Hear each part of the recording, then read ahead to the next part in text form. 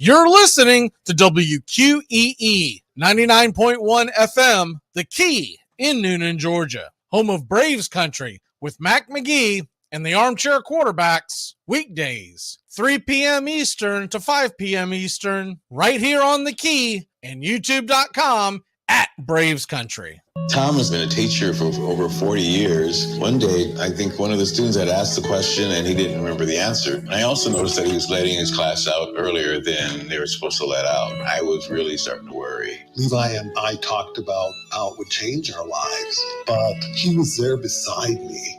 When something feels different, it could be Alzheimer's. Now is the time to talk. Visit alz.org/ourstories to learn more. A message from the Alzheimer's Association and the Ad Council.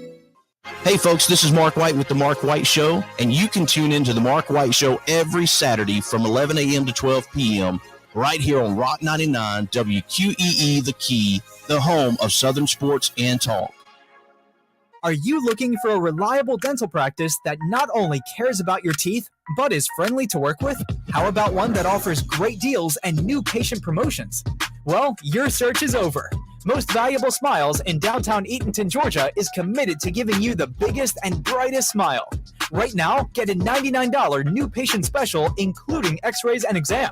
Maybe you're looking for veneers. Most Valuable Smiles veneer special includes one free veneer with every 5 purchased. Or get that bright white smile you've always wanted by taking advantage of an exclusive $100 off Zoom whitening treatment when you book today. And don't forget that 2022 is almost over. That means most insurance policies will reset by the new year, and to avoid losing that extra money, you need to use it or lose it. Book an appointment today with Most Valuable Smiles in downtown Eatonton to lock in these exclusive deals. Call 706-623-0318 or visit mostvaluablesmiles.com. Enjoy sun-drenched days, epic stays, and plenty of room to roam in Greater Fort Lauderdale. Our hotels, attractions, and restaurants have taken the Visit Lauderdale's Safe and Clean pledge, so you can relax and explore with confidence. When you're ready for that well-deserved staycation, our 23 miles of golden beaches await. Find wide-open spaces to hike, bike, kayak, and paddleboard. Visit your favorite attractions, then dine out in style in dining rooms or al fresco on waterfront patios. Learn more at sunny.org. It all starts with just one thing. When recycling, rinse out jars and cans, and avoid recycling wax paper or paper soiled with food. This will reduce recycling contamination. Find tips and more at onethingus.com. What's your one thing? Hey sports fans, The Key has a brand new show. Braves Country is coming your way weekdays 3 p.m. Eastern to 5 p.m. Eastern. Drive time on WQEE. Braves Country is a Southern sports talk show with Magee and the Armchair Quarterbacks. We'll be talking the Atlanta Braves and Major League Baseball, along with everything important to sports fans in Braves Country. The SEC, ACC, Big Ten, and the National Football League, and the big sports news of the day. That's Braves Country with Magee and the Armchair Quarterbacks. Weekdays, 3 p.m. to 5 p.m. right here on WQEE The Key, 99.1 FM, and simulcasting on youtube.com/at Braves Country.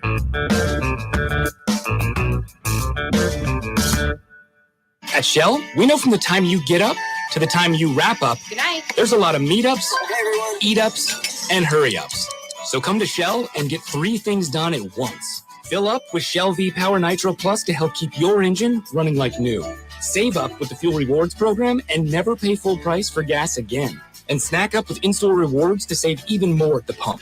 Make the most of the stop you need to make with Shell and engines that continuously use Shell V-Power Nitro Plus premium gasoline. See full terms and conditions at fuelrewards.com. That's the sound of NyQuil Severe hard at work. NyQuil Severe is the best sleep with a cold medicine. No tossing and turning, just rest and recovery. So you're ready to take on tomorrow. For powerful relief of your worst cold and flu symptoms, try NyQuil Severe. The nighttime sniffling, sneezing, coughing, aching, stuffy head, best sleep with a cold medicine. Use as directed. Keep out of reach of children. Hey Braves fans, thank you for listening to Braves Country Baseball. Hi, I'm Mac McGee, and we are here to bring you play-by-play, pitch-by-pitch of your Atlanta Braves, bringing you spring training and 2 to 3 games a week all season long. Please like and subscribe today. Braves Country Baseball.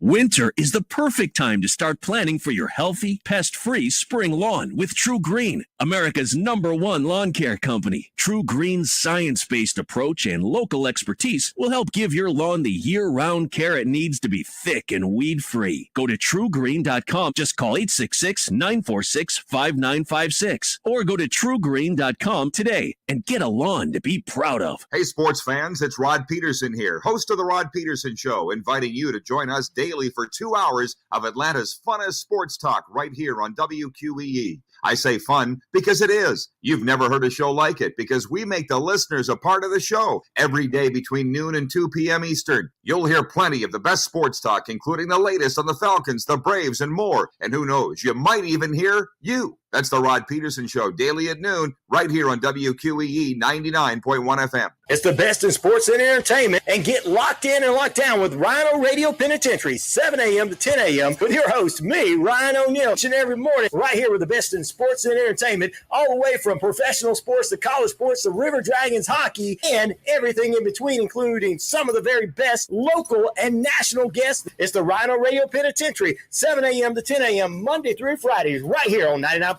FM WQEE.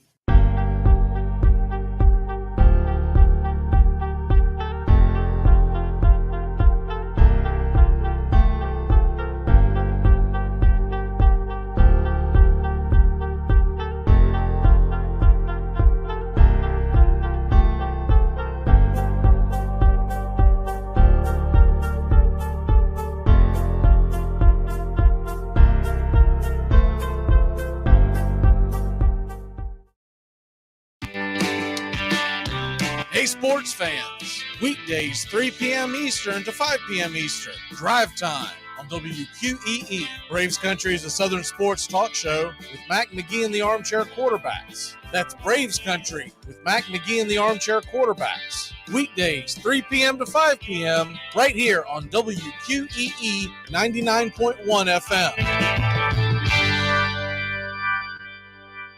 You're listening to WQEE 99.1 FM, The Key in Noonan, Georgia. Armchair. You're listening to the Armchair Quarterbacks Sports Radio, #1 sports station.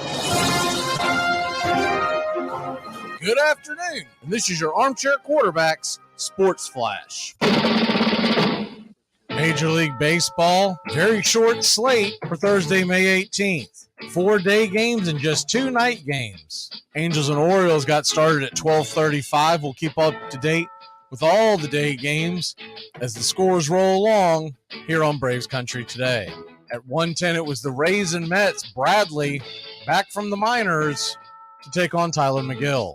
Nationals and Marlins at 1:10 as well. Williams versus Perez.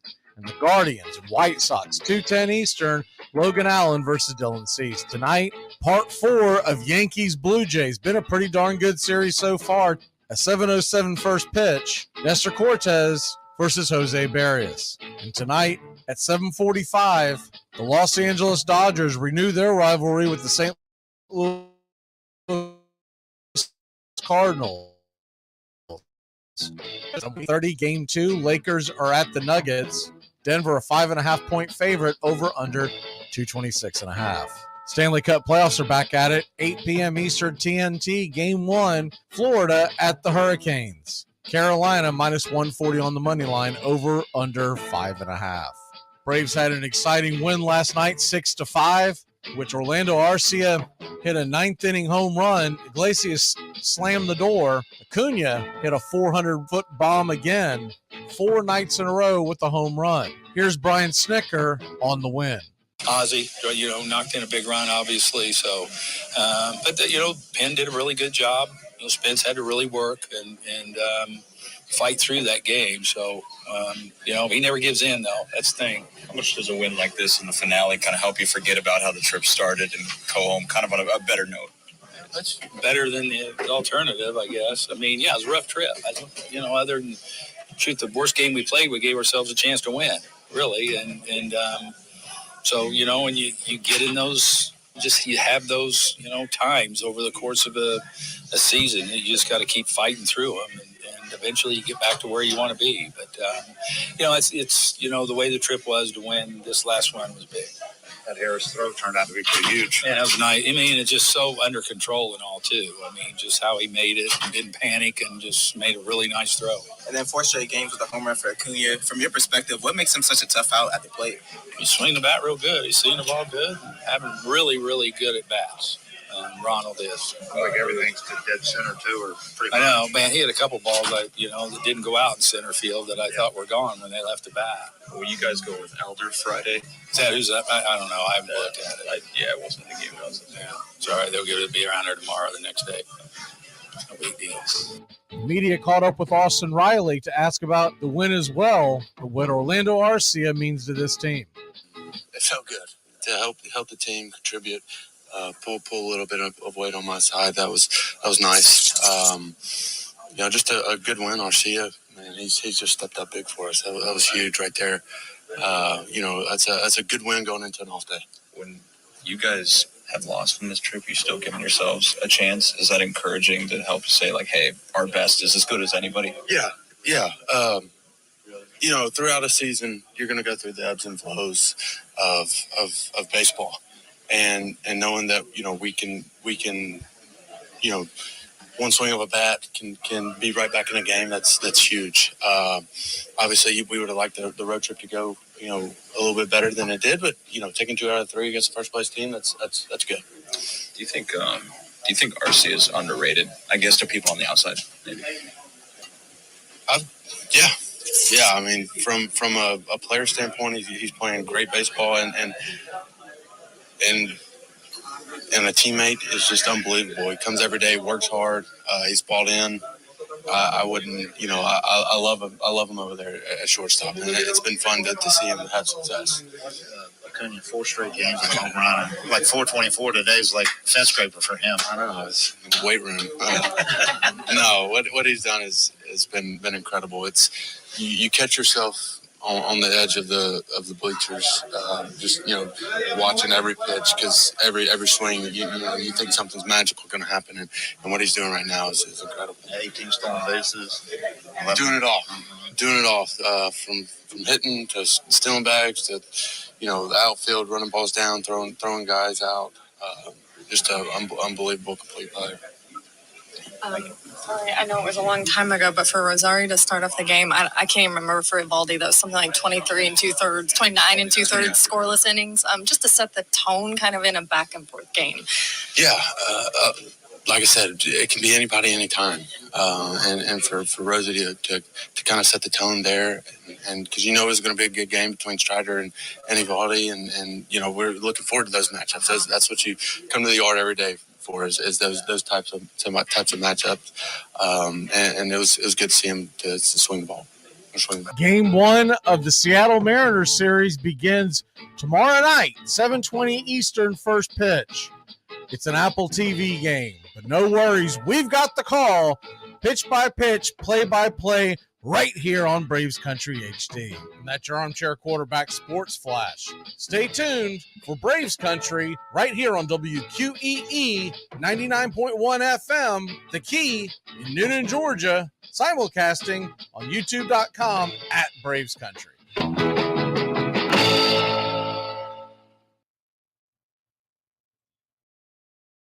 Armchair.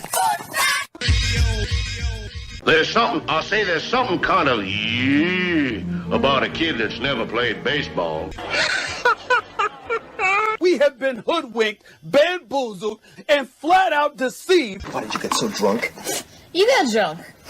I'm just really exhausted. What's in that cup? Rum and Cokes. Do you have any idea how important this is? We're trying to save the pump cup. Really? This is what you're doing? Chief, what do you want to do tonight?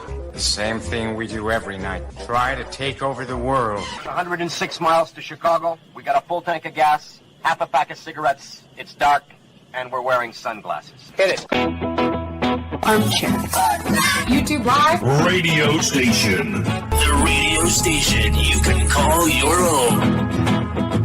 Do you know what listeners like about our station? I like everything. It's always on my radio. We never stop the music, except for now, when I talk.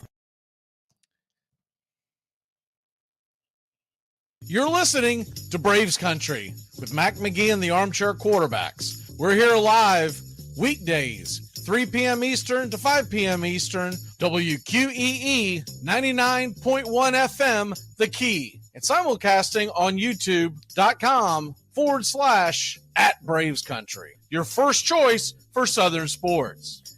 Good afternoon. I'm Magee, and I don't know much, but I know one thing. If we're going to have to buy jerseys with Quikrete on our arms, we better get some damn Shohei Ohtani in Hotlanta, GA. Armchair.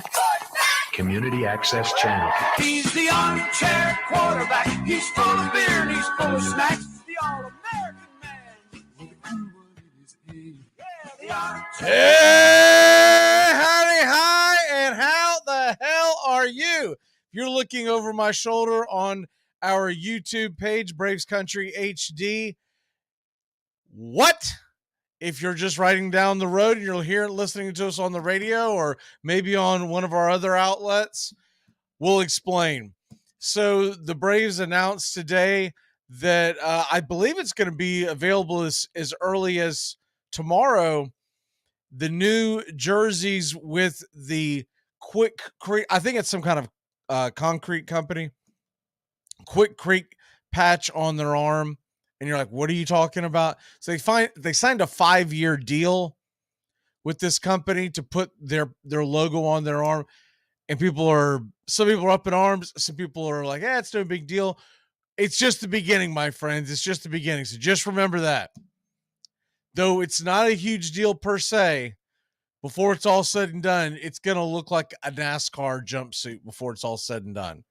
Because the NBA has done this. Now, the NBA put it in their bylaws that you can only have one very discrete logo on the jersey. Well, they've already broken that here on the MLB and I've seen a couple of other teams already. But this one with the Braves, it's huge. It's enormous. It's on the side of the arm, and it is definitely something that's not going to be hidden. Now, the only good thing I can say about it is the color scheme works well with the actual jersey itself, but I think a lot of fans are going to be turned off by this. Now, the way we won't be turned off on this is if this money ends up going to get us some free agents. If this just goes to line their pockets, fans will be upset. If this goes for us to be able to no longer take second fiddle to the larger markets, then I think a lot of fans will be okay with it. I'm a little surprised, to be honest, just because of where the company sits. That Coca-Cola wasn't one of the first ones, right? That they didn't go after Chick-fil-A and whatnot. But Quikrete, it's a huge patch. If you're not watching on Braves Country HD or YouTube channel, it's a huge patch on it appears it's just going to be on the right arm. That's the picture that was released. So I do believe it's just the one side of the arm, because I'm sure they're getting ready to sell the other arm and your back and the collar and anything else that they can put the logo on. But there you have it. That's what the logo is going to look like. If you saw the news or wondering what everything looked like, that's what it looks like. I'm not really that upset about it per se, but I would like to see that damn money go to free agency and running of the club, right? I don't want to see this thing unravel where they're just putting the money in their pockets and we're getting a hell of a lot uglier jerseys. So there you have that. And that's where we're at look, it's going to the world of soccer. If you've ever looked at some of these bigger name soccer leagues, the first one that comes to my mind is the EPL, but all the ones all over the world, they all have logos all over their jerseys, car dealerships, you name it. That's where this is going. the NBA ones that they added, it's been a handful of years back. They are much smaller than what we're seeing on this baseball jersey. So it's loud and it's proud, and you'll either love it or hate it, but either way, it's here to stay. Now, my only question will be, will you have the option down the road to buy your jersey typically without without these corporate logos on there? Because and there's a number of reasons why you wouldn't want it on there. A, it looks terrible. B, what happens if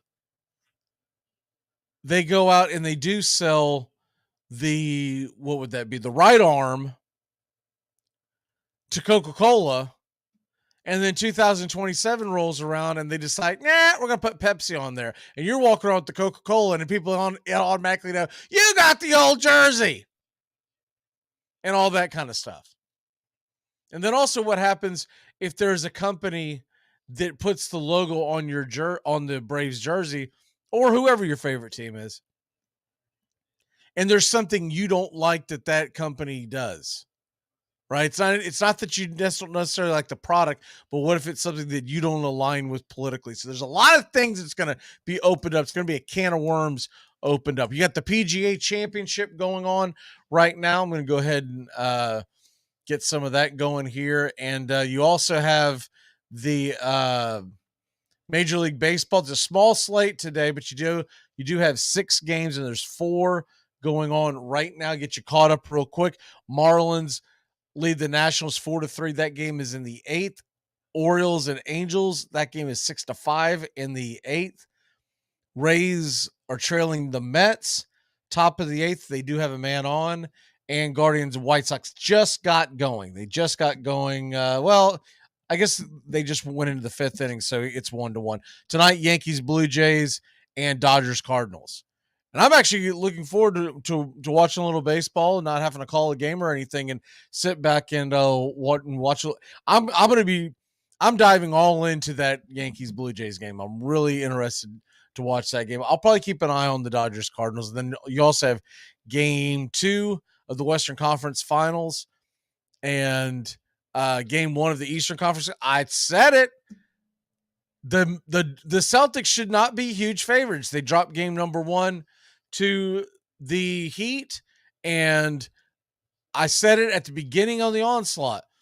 That -4 or -500 Celtics to win the series was absurd. If you watch the game, Miami's a solid team. They're a solid team. That series is going to go 6 or 7. And if you have a series that's going to go 6 or 7, what it tends to come down to, who gets hot at the end? And you're going to put a -400, -500. A -500 to me is a team that's, this is a 5-game series if you're lucky. And there's no way that watching these playoffs leading up to this, you would think that. I do think the Celtics will get game number 2, and they'll get one down in Miami. We'll have a best of 3. And really, I think it comes down to the health of Jimmy Butler. If Jimmy Butler's healthy and hitting on all cylinders, Miami's going to win that series. Jimmy Butler is tougher mentally than Jason Tatum, and that's what it all comes down to. And Spoelstra's a better coach than Mazzulla. That's where those are the 2 key factors. And as far as the PGA Championship goes, I love the majors in golf. I absolutely love them. Can't get enough of them. Scotty Scheffler, 3 under. We talked about this on the broadcast last night. I put a little hay on Scheffler.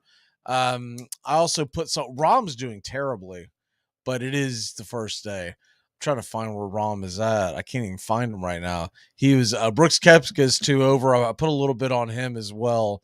Rahm, man, he must be way down, because when I saw him, I just started getting ready for the show. He was 3 over, and I don't even see him, but I could just be scanning my eyes over it. So I'll look at it at the break. All right, let's go ahead and take that break. I see that both Steven and Doug are in the bullpen getting ready to come out. So I'm about to deploy 2 right arms, and we'll be back in a flash here on Braves Country today. We got a lot to talk about and a little time to do it. Be back in just a moment. Armchair Quarterback Radio, your home for the SEC. Back third down on the 8. In trouble. Got a block behind him. Going to throw and a run complete to the 25, to the 30. Lindsey's got 35, 41. Lindsey, 25, 20, 50, 10, 5. Lindsey's got. SEC. Armchair.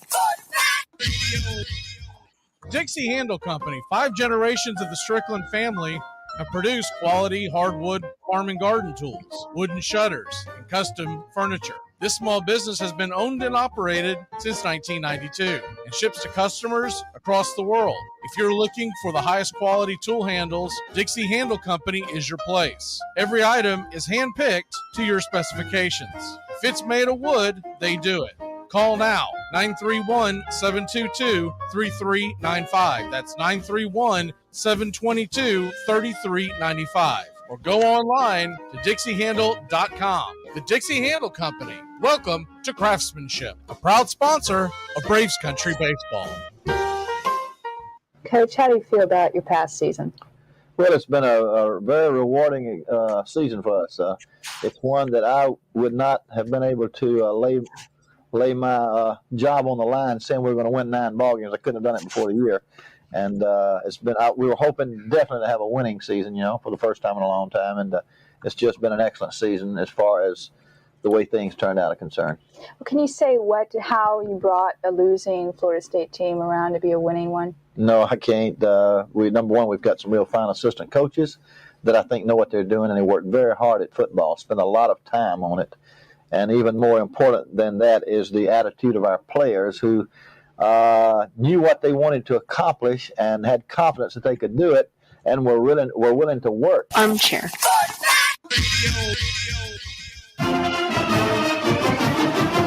Make sure to listen to the Armchair Quarterbacks. Primetime Dragon.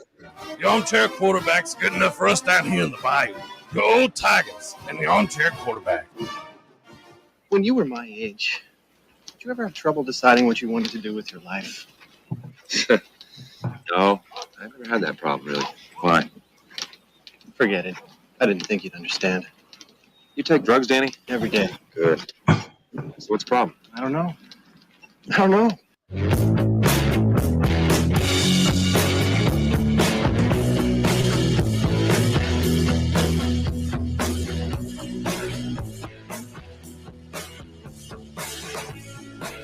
Welcome back.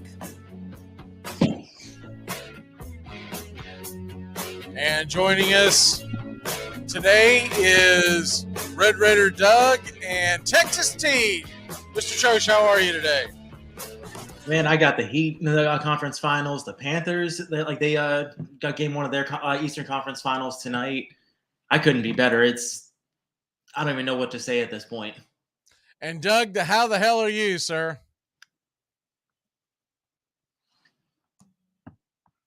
Well, Doug, he's on mute. That's how he's doing. Doug, unmute yourself. He's trying to hide his pain from the Raiders having Jimmy G. I guess so. Does he? I don't think he's catching on to the fact, Doug, you are not. Your volume's not on, sir. There you go. There, is that better? Yeah. When in doubt, turn it on. Yeah, really. Plug it in.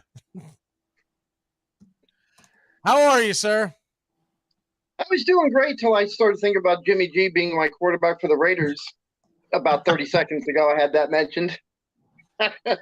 Why is everybody hating on Jimmy G all of a sudden?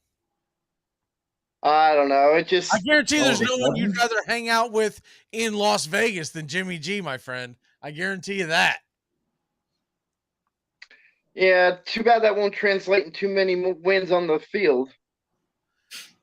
So we have a friend who plays for the Raiders, and I talked to him on the phone the other day. He will remain nameless, but I asked him about Jimmy G being the new being his new teammate, and if he's been out, carousing the town with them and everything. He's no, that's not allowed.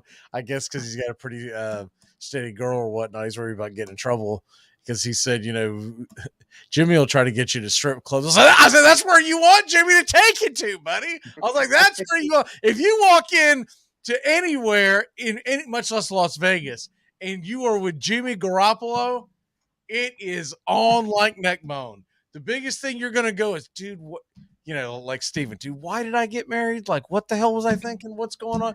I knew this one day could have happened. It's cool enough to be hanging out with Aaron Rodgers in New York. I would take Jimmy G over in Las Vegas any day of the week. Any day of the week. Marlins lead the Nationals. It's now 5-3. That game is in the 9th. So I can mark that off. I took the Marlins over 4 runs today. So chicken dinner is what that is. And what else do we have going on here? The Rays are trying to scrap back and beat New York. They are trailing by 1. That game is in the bottom of the 8th. And I don't have the score in front of me, but I know that somewhere. Oh, here it is. Baltimore trails Anaheim by 1. 6-5, yeah. So there you have that. Let's get into some NASCAR real quick before we get sidetracked in the wonderful world of baseball. So we're 1 week away from the Coca-Cola 600, which is, I think outside of the Daytona, that's probably my favorite race. I noticed that they're in North Carolina this week as well. And they call it, was it Spikesboro? Wilkesboro. Yeah. Oh, okay. So I read it wrong, or it was printed wrong, because I noticed that they called it I forget how they worded it, but basically they were saying that it was an older traditional track, and I was like, I remember hearing a Spikesboro before, so it must have just been a misprint. Okay. All right. Well, then that makes a hell of a lot more sense. Okay.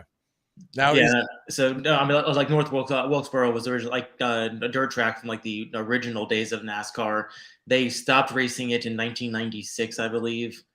Now we're we're getting the return to that track for the All-Star race. It's 2/3 of a mile, so there definitely should be some action.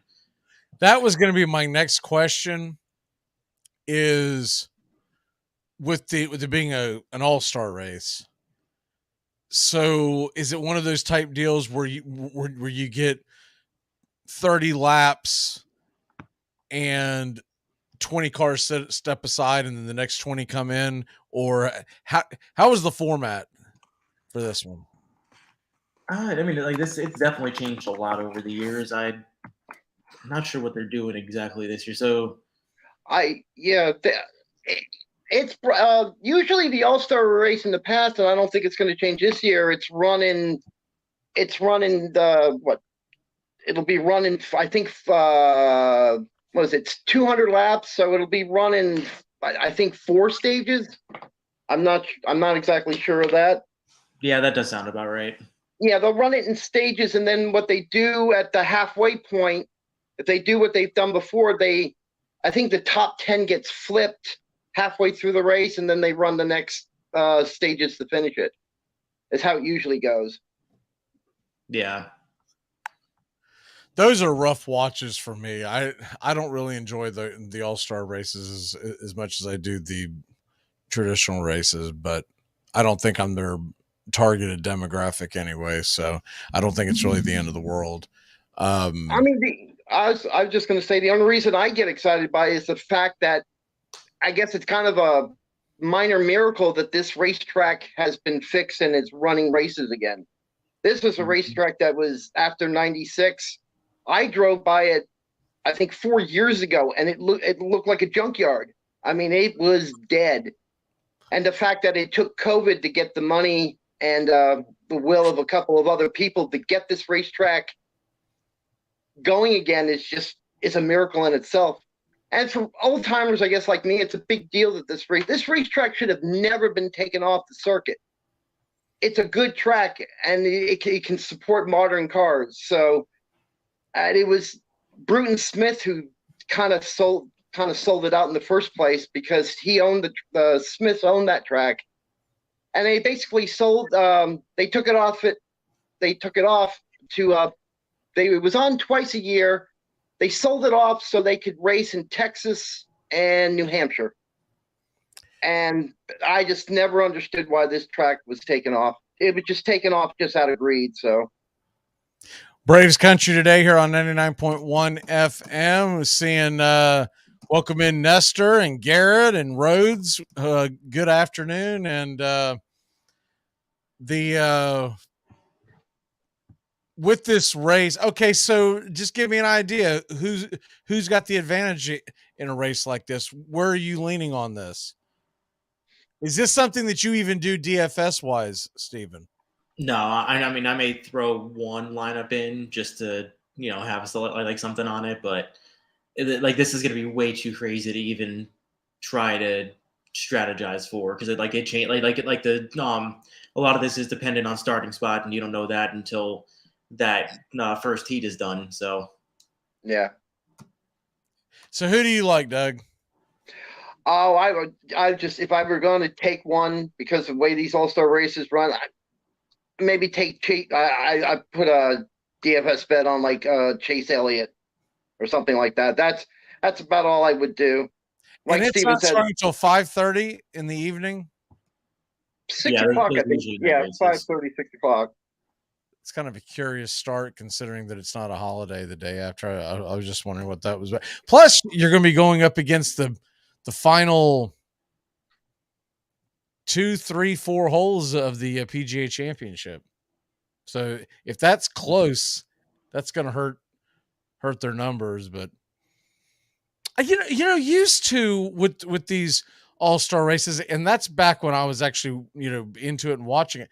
They used to put the All-Star races on Saturday nights, and it was kind of an excuse to just kind of kick back with a couple of pops with your friends and hang out, and you don't really have to pay attention to the race, but you'd put it on kind of thing. It's kind of strange that they would do it so late. Now next week I know it's a later race, but that's always like that with the Coca-Cola 600, but a lot of that's got to do with the fact A, it's Memorial Day weekend, and B, you've got the Indy 500 earlier in the day. Well, they used to run the All-Star race there at the Coca-Cola 600. Like you said, on Saturday, it was always part of the Memorial Day weekend in the past. It's just the fact that they got North Wilkesboro running again, that they went ahead and gave it to them this time. Gotcha. Stephen, what bets are you looking at today in Major League Baseball? I mean, one thing that's sticking out to me is that Yankees-Toronto series has been back and forth. I like with Toronto having that walk-off win last night. Toronto is currently favored right now with Jose Barrios on the mound, and they're at -140. But I'm actually liking the Yankees. They're at plus 125. Nestor Cortez going on the mound tonight. I think they're going to be able to pull out the win. I also like the over 8.5 on that game that is sitting at -120. I like my odds. I took Toronto this morning at -125. I was a little surprised it was that low. So I jumped all over it. Barrios has been phenomenal at home. He's been iffy on the road, but he's been really good at home. I mean, I know. I mean, he's been great this year, but I've just been. I don't hate the over though. The over. Did you say it's 8.5? Yeah, no. I mean, like I say, the over is my favorite of the day. But I do like the Yankees to win a good bit, especially at plus money. It's been a fun series. It really has. I still can't believe that nobody plunked Judge yet. I'm sorry, and it's too late now. Now it'd be stupid to do it 3 days later, right? But you got to do something in that. And it's not just the fact that the guy was cheating, and they're gonna say, "Oh, it's not cheating," it's baseball. Yeah, but still, you're breaking a code of ethics as far as. It's not cheating to the point where he should be suspended. It's not like the Astros type of cheating, right? Where they were using technology. That's not what I'm getting at. It's the fact that you're not supposed to be looking get caught doing something like that, right? So you've got to send a damn message the next game, and the Blue Jays didn't, and then they got all bent out of shape and started yelling at the Yankees dugout, and et cetera, et cetera. And I'm sorry, man, but you've got grow a pair. That's all I'm going to say. Grow a pair. Yeah. And look, as big as Aaron Judge is, he's never been known to really want to dust it up. And it's not like you don't have any big boys on your side. I'll tell you the first one. I'll tell you who I would have sent out there just to throw it would have been Alek Manoah, because he's a big old boy himself, and he can bring it. Send him out there. Say, look, man, you're going to start here today, and they're going to throw you out, and you're probably going to get suspended, and we're going to pay the suspension fine. That's better than having him on the mound right now. Yeah. Usually, yeah. He's been so Jekyll and Hyde. Tampa Bay is threatening. See if they can pull it out. Rosarena just hit a double with one out in the ninth. So they've got is that Ramirez to the plate? Yeah. Ramirez at the plate. He's down to his last strike. So we'll see if Tampa Bay can pull that out. But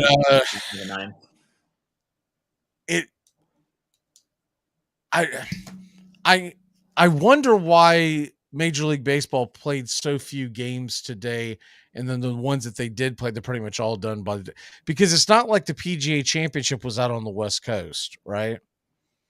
And you've got the NBA Western Conference Finals, but I don't think that's bringing that many people to the TV anymore. A little odd.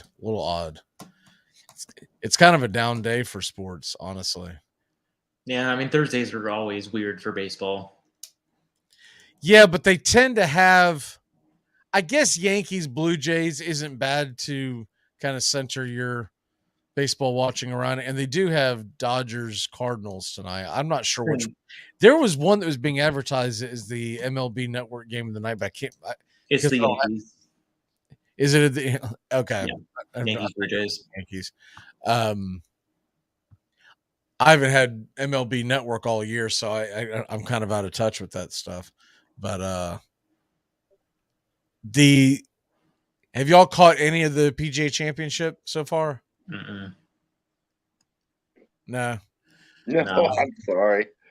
Scheffler's looked good. He's off to a really good start. Rahm has been struggling, and all in all, let me see right here. Let me see if I need to. I might have to update this page.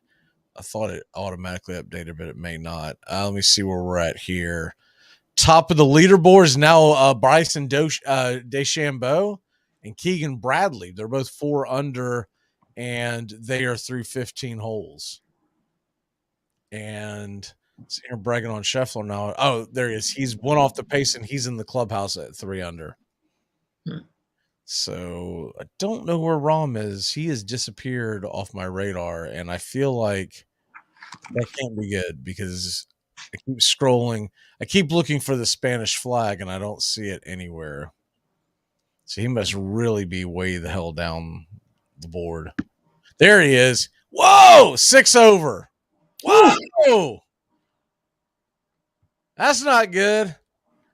I saw him like 2 or 3 holes, man, and he was in the rough and punching out. I can't believe that Brooks Koepka has got as good a score as he's got. He's 2 over. He was struggling all day long. He'd get it in the rough, and then he would try to punch it out, and then he'd knock it in the next one. One of the things that saved him on one of the holes to only get a bogey is that one of the shots he hit from the rough hit the microphone that was laying on the grass to catch the sound from the ESPN broadcast. A big ass microphone like this damn big, and it was way off the like it was nowhere near the hole, so no one would even fathom that the ball would hit it, and the ball sailed over the hole on a punch out, and he was kind of fortunate that it hit the microphone because they had to move the microphone at that point, and then he had a fairly makeable putt from there.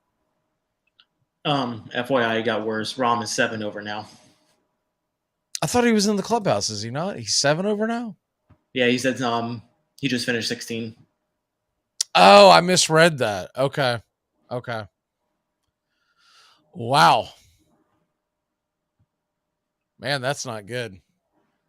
He better Not have good is an understatement.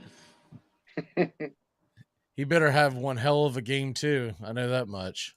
I think did the Mets end up winning? Yeah, they did. They beat the Rays too.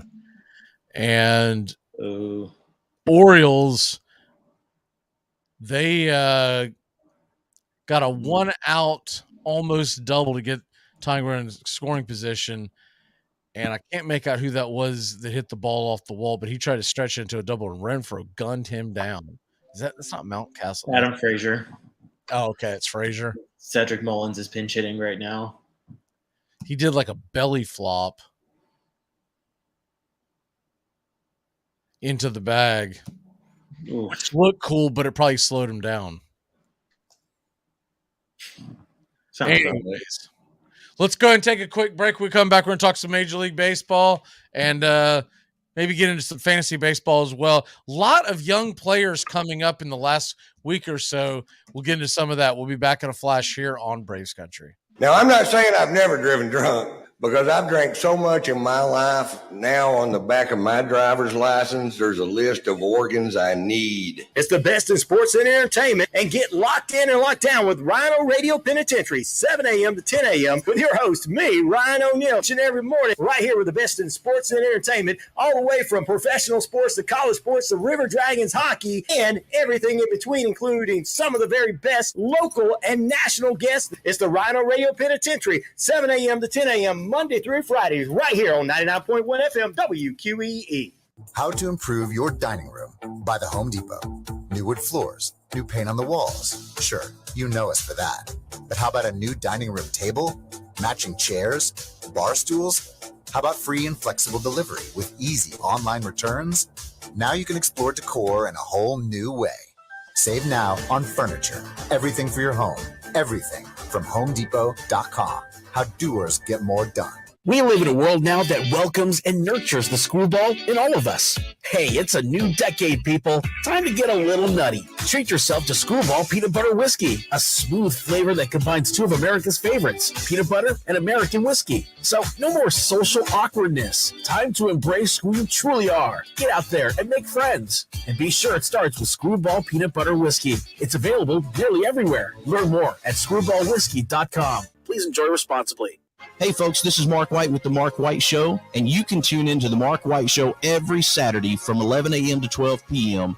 right here on Rock 99 WQEE The Key, the home of Southern sports and talk. This portion of the show is being brought to you by Whatever We Have in Stock Are Us, your one-stop place to shop for whatever we happen to have lying around at the time. You're listening to WQEE, home of Braves Country, weekdays, 3 p.m. Eastern to 5 p.m. Eastern, right here on the Key and YouTube.com at Braves Country.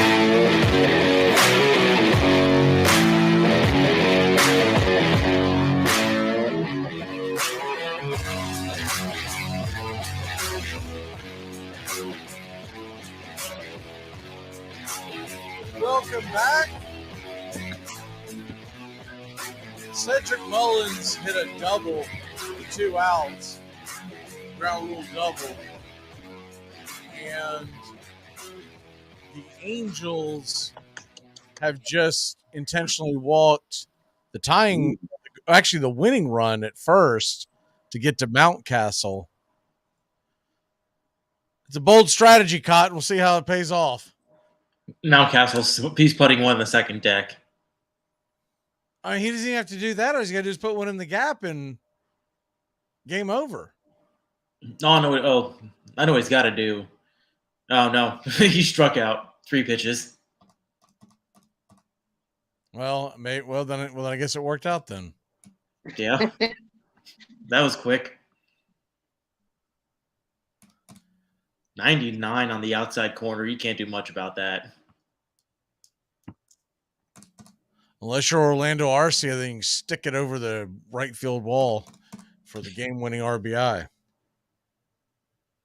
That was a hell of a game last night. Braves, Rangers. Oh man, he was caught looking. He didn't even get the bat off his freaking shoulder. That is. Started him off with 2 sliders. Probably thought a third one was coming and just was trying to lay off. Yeah, it just buckled him. I'm actually watching it as opposed to StatCast, and he just went like. Did Trout hit one out? Yep, Trout and Ohtani. Okay, that's why they're showing him. I can't say enough about it. That MLB big inning is just the best thing since sliced bread. It's so much better than Red Zone. Red Zone can take some notes from the way MLB big inning does theirs. Because Red Zone, 9 times out of 10, they go to one game and you sit there and you watch it unfold, and then they go to another one. And usually that dope is in between telling you what's going on coming in and out of each sequence. And I love the fact that big inning, they'll put 4 games on the screen, 3 games on the screen, whatever, and they'll just put the audio on one game and get out of the way. Every once in a while, the host will come in to try to.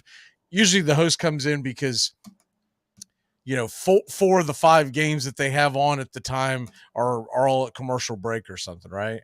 But all in all, they just get the hell out of the way. It is awesome.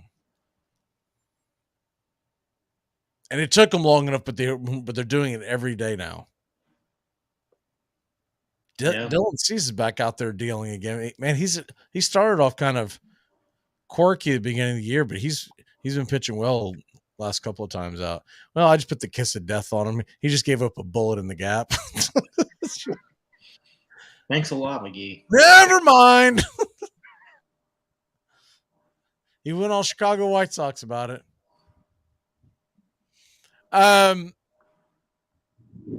You got a lot of young guys coming up over the last couple of weeks. I'm sure we're going to see more and more coming up. Who are you most excited? Because Doug, you got a dynasty team. Who are you most excited of all the young players to come up for? Whether it's your dynasty team or maybe it's a Cincinnati Red. Well, they're both kind of like. I'm kind of excited to see. There's 2 that I want to see, which I'm pretty sure we're going to see this year. Is the pitcher Abbott. I think he'll be. Actually, I think he may come up at the tail end of this week or next week. He'll come up and pitch. He's a really, really, really good talent. His numbers are very similar to Louis Castillo's AAA numbers when he came up. So I'm kind of looking forward to seeing him. And when the time is right, I think he's still a little bit raw, but I want to see Ellie De La Cruz come up and hit sometime this season. Those are the 2 that I'm really kind of stoked to see come up. McLean's already come up, and he's looked pretty good. I mean, he's looked solid, but I really want to see Abbott pitch on the mound, whether it be this on week your or next week. roster, or are they just guys? I think he's on my he's on my dynasty roster. Steven, what about you? Because I know you're in the dynasty league with us, and then you've got the other one. I mean, the one I was most excited for, obviously as a Marlins fan, was Yuri Perez, and he just came up last week and had a second start today, and he's showing why he's one of the top prospects in baseball. He's just turned 20 years old, but I mean, that kid is already looking like he could be an ace in a year. I mean, it's just stupid how many prospects like this the Marlins get, and like just on the pitching side, and he just looks like another one in that line. Another one I'm looking forward to coming up for fantasy wise, Colton Cowser for the Orioles. He has just been absolutely tearing the cover off the ball in AAA. He's got 7 home runs, 5 stolen bases on the year, just as many walks as strikeouts. I mean, he's just at the point where they're just waiting for an injury to bring him up. And I mean, that team's already on fire. They add his bat to the lineup, and if he takes off, and the Orioles could make some. They could do some real damage down the line. Dustin May, by the way, if people missed the news, he's looks like he's going to be gone for 4 to 6 weeks. Essentially a flexor strain that they're going to give him cortisone shots and he'll be back. I was like, man, this guy he can never get going. I'm a big fan of his, but man, he can never get it going. And yeah, there just comes a point in time where you're like, what the hell? I think the guy that I'm most excited about, but I still think he's a ways away, is AJ Smith-Shawver from Atlanta. He's now the youngest guy or the youngest pitcher in AAA. He was just promoted 2 days ago, I believe. And he's 20 years old and has pitched at single and double A this year, has a 0.00 ERA and a 0.86 whip. But they're bringing him up to AAA. I don't think they want him to come up this year. That would be the plan to just get him seasoned. But we've got so many injuries in the starting rotation that he might be forced into action. I mean, the crazy thing about that, like this kid, is he was barely a pitcher when he was drafted. Yeah, he has been lights out. I've actually caught 2 of his games on MILB TV. It's impressive. It's the biggest thing that I'm impressed by. First of all, he's already got 3 working on a 4th pitches, right?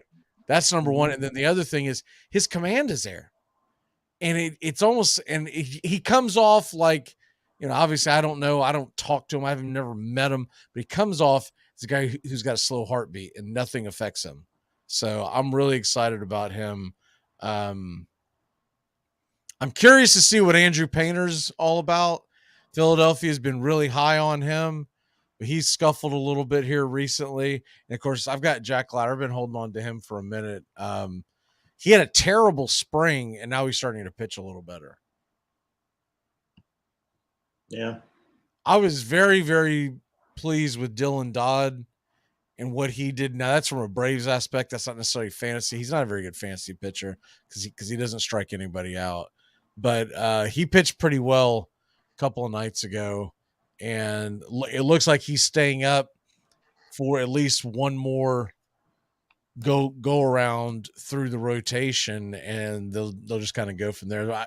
I think what they're going to try to do is play the hot hand, and there's a possibility Soroka could be coming to the majors, possibly on this next homestand.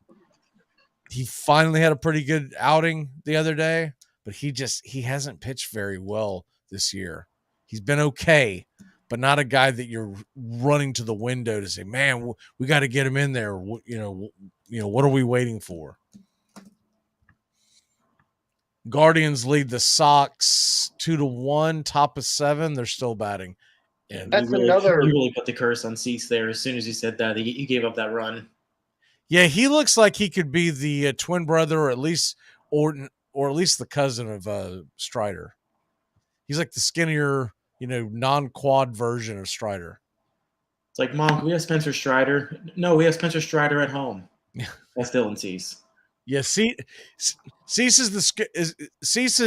Dylan Cease is the version of Strider that could actually wear skinny jeans. Because I got a feeling, man, if Spencer Strider tries to put skinny jeans on, he's going to rip through them like the Hulk. Basically leggings to him. Yeah, he's more of a yoga pants guy, right?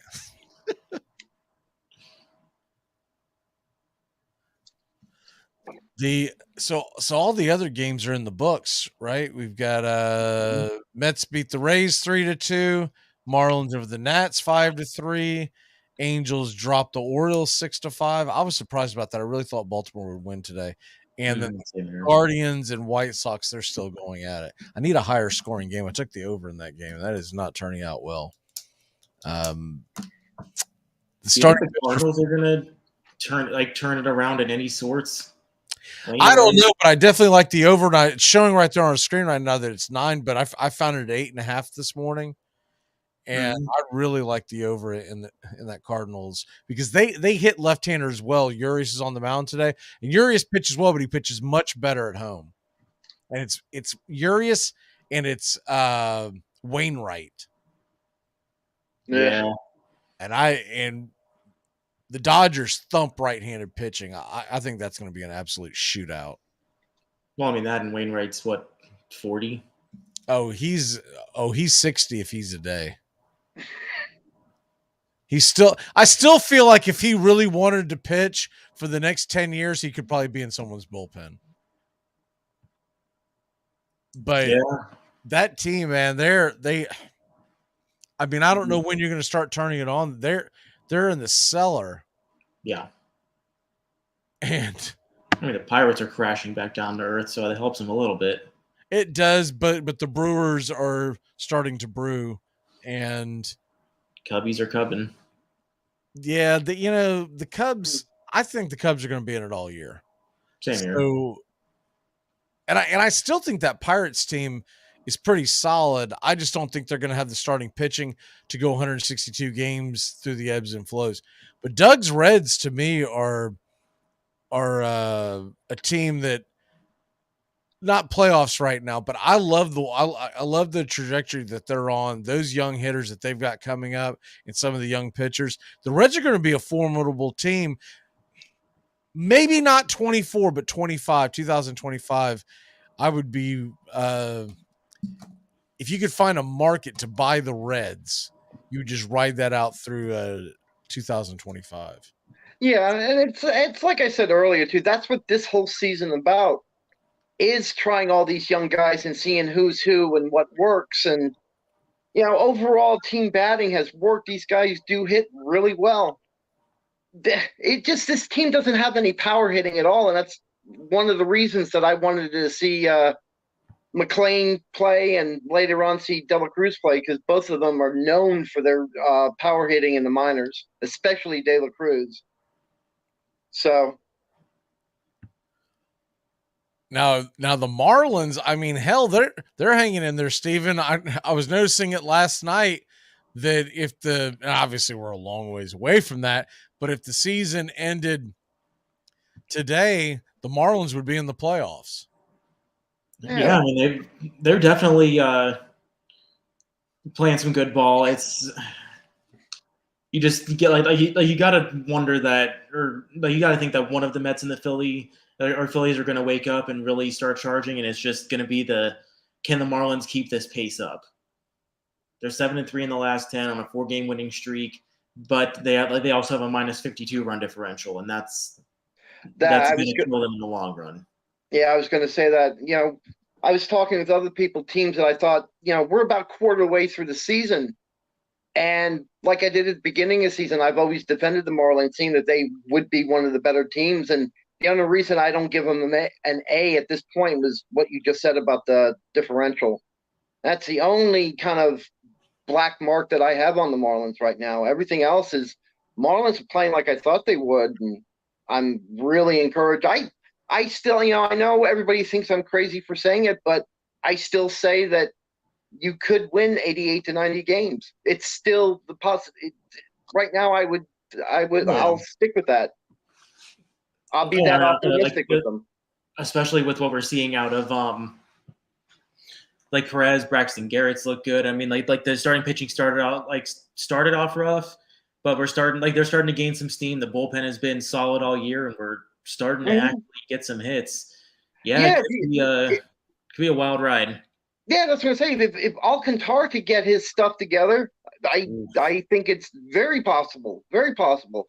I was teasing a little when I said 90 games that don't win the playoffs, but that's because I thought the Brewers and the Pirates would be 90-plus juggernauts themselves. But with the Pirates kind of faltering, I would almost say maybe you would make the playoffs, win 88 to 90 and make the playoffs. And the reason I said that you wouldn't was just because I thought the Pirates would stay in their pace, but they're starting to kind of falter. People are figuring them out is what I think. So, yeah, if guys keep doing what you're doing and play I think the consistent baseball that you guys are playing, yeah, we may see you in the playoffs this year. Yeah, I mean, it's a real wonder what getting rid of Don Mattingly does. Not that it was bad. It just, we needed someone else to take this franchise to the next level. Mm-hmm. We're starting to see it with Skip Schumacher. It may more so be what the effect is of getting rid of Derek Jeter, and I know people don't want to hear that, but everything that I hear coming out of there, he was a terrible leader.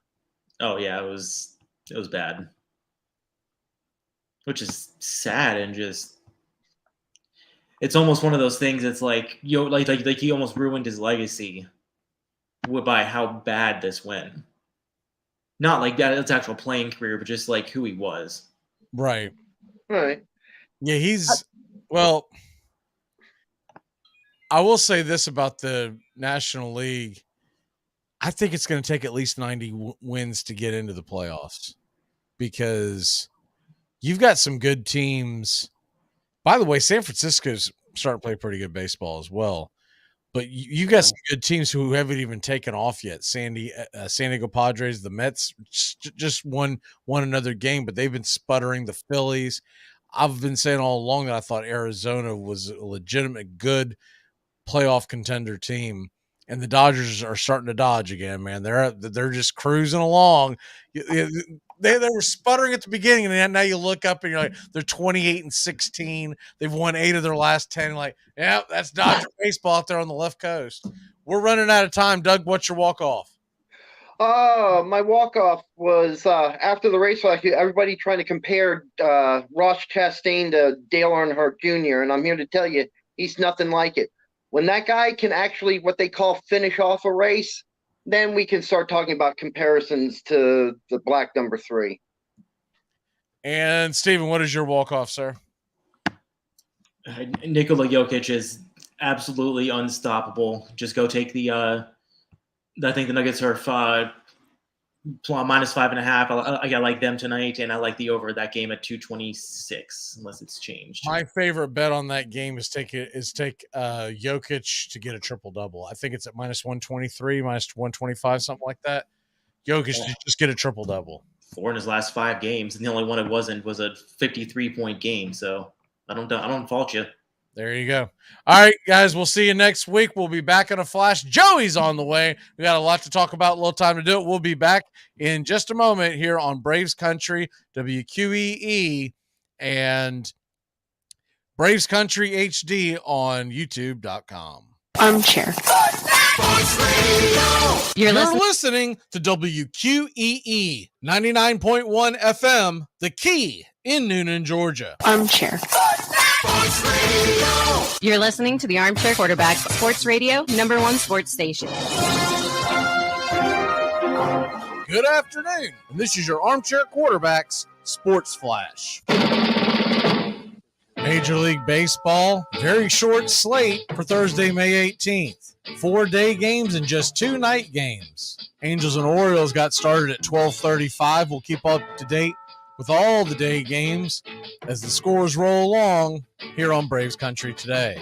At 1:10, it was the Rays and Mets. Bradley back from the minors to take on Tyler McGill. Nationals and Marlins at 1:10 as well. Williams versus Perez. And the Guardians and White Sox, 2:10 Eastern. Logan Allen versus Dylan Cease. Tonight, part 4 of Yankees Blue Jays. Been a pretty darn good series so far. A 7:07 first pitch, Nestor Cortez versus Jose Barrios. And tonight at 7:45, the Los Angeles Dodgers renew their rivalry with the St. Louis Cardinals. Julio Urias versus Adam Wainwright. And in the NBA tonight, 8:30, Game 2, Lakers are at the Nuggets. Denver a 5.5-point favorite, over under 226.5. Stanley Cup playoffs are back at it. 8 p.m. Eastern, TNT, Game 1, Florida at the Hurricanes. Carolina -140 on the money line, over under 5.5. Braves had an exciting win last night, 6-5, which Orlando Arcia hit a 9th-inning home run. Iglesias slammed the door. Acuna hit a 400-foot bomb again, 4 nights in a row with the home run. Here's Brian Snicker on the win. Ozzy, knocked in a big run, obviously. So, but Penn did a really good job. Spence had to really work and fight through that game. So, he never gives in, though. That's the thing. How much does a win like this in the finale kind of help you forget about how the trip started and go home kind of on a better note? That's better than the alternative, I guess. I mean, yeah, it was a rough trip. Other than shoot, the worst game we played, we gave ourselves a chance to win, really. And so, you know, when you get in those, you have those, you know, times over the course of a season, you just got to keep fighting through them. And eventually you get back to where you want to be. But, you know, it's, you know, the way the trip was to win this last one was big. That Harris throw turned out to be pretty huge. And that was nice. I mean, it's just so under control and all, too. I mean, just how he made it and didn't panic and just made a really nice throw. And then 4 straight games with a home run for Acuna. From your perspective, what makes him such a tough out at the plate? He's swinging the bat real good. He's seeing the ball good. Having really, really good at bats. Ronald is. Like everything's to dead center, too, or pretty much. I know, man. He had a couple balls that didn't go out in center field that I thought were gone when they left the bat. Will you guys go with Elder Friday? Is that who's up? I don't know. I haven't looked at it. It wasn't in the game. Yeah. It's all right. They'll be around there tomorrow, the next day. No big deal. The media caught up with Austin Riley to ask about the win as well, and what Orlando Arcia means to this team. It felt good to help the team contribute. Pull a little bit of weight on my side. That was nice. Just a good win. Arcia, man, he's just stepped up big for us. That was huge right there. That's a good win going into an off day. When you guys have lost from this trip, you still giving yourselves a chance. Is that encouraging to help say, like, hey, our best is as good as anybody? Yeah. Throughout a season, you're going to go through the ebbs and flows of baseball. And knowing that, we can, one swing of a bat can be right back in a game. That's huge. Obviously we would have liked the road trip to go, a little bit better than it did, but taking 2 out of 3 against the first place team, that's good. Do you think Arcia is underrated? I guess to people on the outside, maybe. Yeah. I mean, from a player standpoint, he's playing great baseball and a teammate is just unbelievable. He comes every day, works hard. He's bought in. I wouldn't, I love him over there at shortstop, and it's been fun to see him have success. Acuna 4 straight games with home run, like 424 today is like fence scraper for him. I know, it's weight room. No, what he's done has been incredible. It's you catch yourself on the edge of the bleachers, watching every pitch, because every swing you think something's magical going to happen, and what he's doing right now is incredible. 18 stolen bases, doing it all, from hitting to stealing bags to the outfield, running balls down, throwing guys out. Just an unbelievable complete player. Sorry, I know it was a long time ago, but for Rosario to start off the game, I can't even remember for Evaldi, though, something like 29 and two-thirds scoreless innings, just to set the tone kind of in a back-and-forth game. Yeah, like I said, it can be anybody, anytime. And for Rosie to kind of set the tone there, and because it's going to be a good game between Strider and Evaldi, and we're looking forward to those matchups. That's what you come to the yard every day for, is those types of matchups. And it was good to see him to swing the ball. Game 1 of the Seattle Mariners series begins tomorrow night, 7:20 Eastern, first pitch. It's an Apple TV game, but no worries. We've got the call, pitch by pitch, play by play, right here on Braves Country HD. And that's your Armchair Quarterback Sports Flash. Stay tuned for Braves Country right here on WQEE 99.1 FM, The Key in Newnan, Georgia, simulcasting on youtube.com @Braves Country.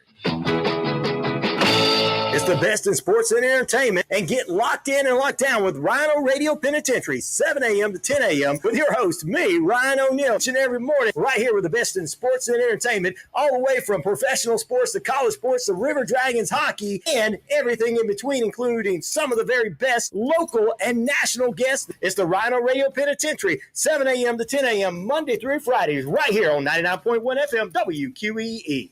Hey, where's my tickets to the Sonics game? They were here just a second ago. Somebody stole my tickets to the Sonics game! This stinks! This is total BS!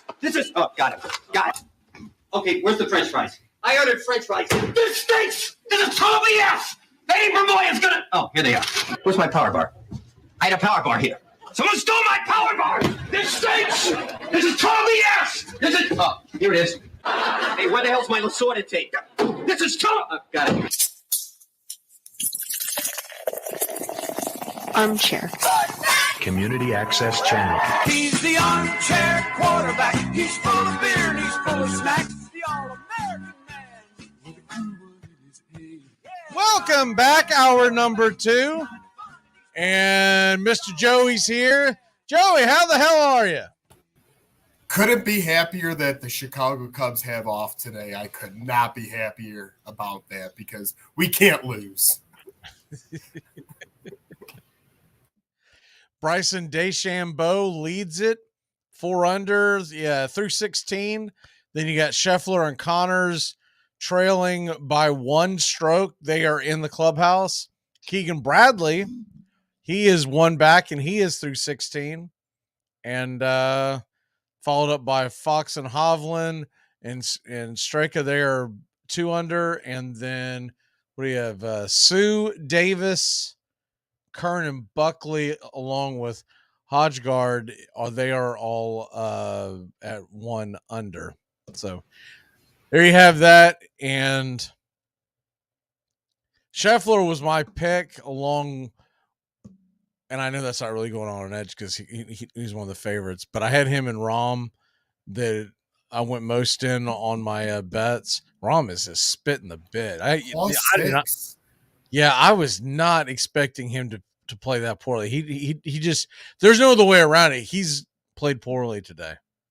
Yeah, which, like you said, is shocking because this year he's won at least 3 tournaments and he's just been on fire every time he takes to the course. So to see him +6 is just shocking. I won't count him out fully, but it's really not looking good.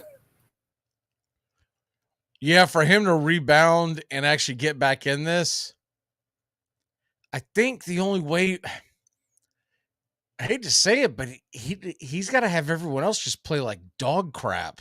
And he's going to have to play lights out. Now, I know this is a really tough course. Seeing some breakdowns on it. I'm not versed enough to be able to break down a golf course, much less this one. But I was listening to some of the stuff that, I found interesting. By no means would I even consider myself. I'm a novice fan. I'm nowhere near a golf expert, but I do enjoy the majors. And Matsuyama, he's hanging in there. He's a 1 over. But I'd say I have around a dozen golfers that I like to watch during the majors. Matsuyama is one of them. And I just kind of follow them. And if one of them are in the hunt at the end, then I'm more inclined to be locked into the final round. If it's a bunch of nobodies, but it is a good tournament. In other words, we got 5 guys that are within a shot of each other going into the final day, then I will most likely catch up with it pretty early in the day. But for me to lock in and watch all 18 holes, it's got to be like one of the guys that I really like to be up there. No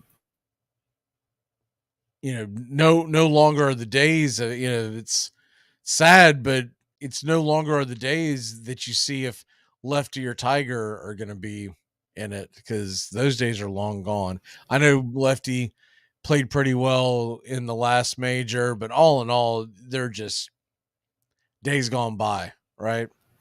Oh, exactly. Who would you consider your favorite golfer right now? Ooh, if I had to just land on one. If golfers had jerseys, right? Yeah. We're going to go out buy a jersey of a golfer. Today's golfer, playing today. And don't give me Tiger or Phil. I'm talking about someone who's young enough to go on a run the next 5 to 10 years. Even though he gives me a headache, I'm getting Justin Spieth's jersey. I just like following his career.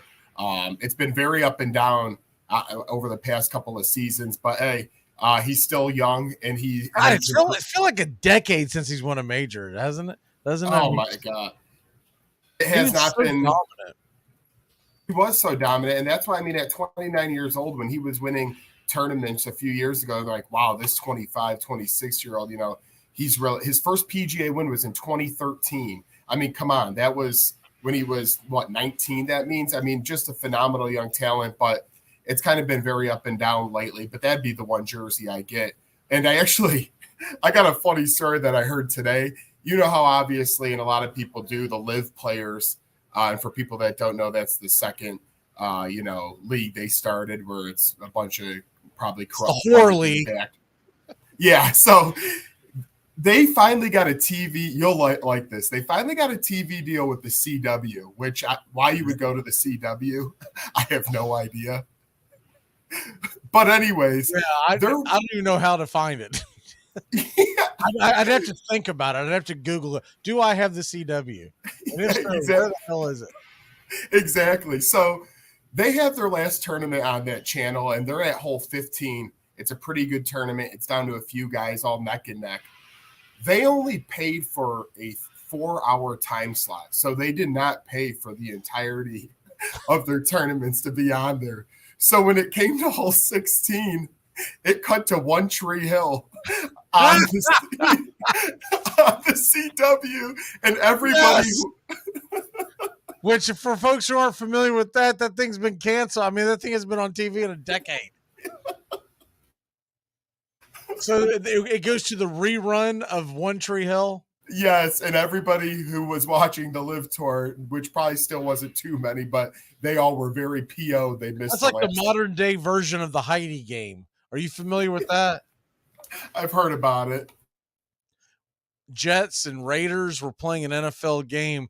End of the ball game, the game was out of hand, and they went to there was a big to-do that the Heidi movie was going to be the national Sunday night movie of the week. And that used to be a big deal, boys and girls. No longer is the case, but used to the Sunday night movie of the week, the different television stations used to compete to see who could bring the biggest eyeballs to it. And so they had, I don't know if they had produced it or if they or had been in the theaters and they were bringing it to television for the first time. But Heidi being on television, yes, these are the same Heidi, the same, basically fairy tale, whatever. It cuts in and it starts like right at 7:00 Eastern, whatever time it was. And I still don't remember who won and who lost. But I'm just going to say, for instance, the Raiders were down by 2 scores, and they scored a touchdown, got an onside kick, and scored another touchdown, won the game, and the nation did not see it. Oh my goodness. I did not know all that. And to make it even worse, it was New York City and California. So it wasn't even like it was some rando, today's type games where you could have like the Jags and the Saints and the rest of the country be like, get over it. It was California versus New York, like the biggest populations you could find in there. And I've seen the clip before where they're in the middle of a play.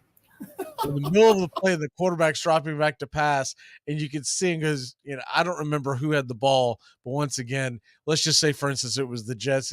Yeah, and Namath drops back to pass. He's got a man wide. Heidi, brought to you by Tide detergent. What? What? What is going on? What? Oh. And that's the National Football League. At least this one was just live golf. Well, what was funny about it is that they didn't fathom back then someone could come back. Because back then, throwing the ball, first of all, wasn't as common as it is today. So coming back from big deficits was very strange. But the other thing was we hadn't had these storybook onside kicks that we've seen a million times now, right? Right. I think about great comebacks in our lifetime. Remember the Falcons collapse against the Cowboys? Oh yeah. One I was going to mention was the Buccaneers and the Colts back in like 2003 on Monday Night Football when Manning came back against Tampa Bay. They were down like 21-3 with like 4 minutes to go and scored 3 straight touchdowns to beat them. Yeah. I think of that one because it was just a couple of years ago, the Falcons, they had the lead and Yeah, that was in Dallas. I remember that. I've got that right? It was the Falcons that had the lead, right? It was. Yes, it was. I'm actually trying to look into that game now because they blew a bunch of games that year. And of course, that was after the famous Super Bowl 28-3. But I would hope someone wouldn't turn the Super Bowl off.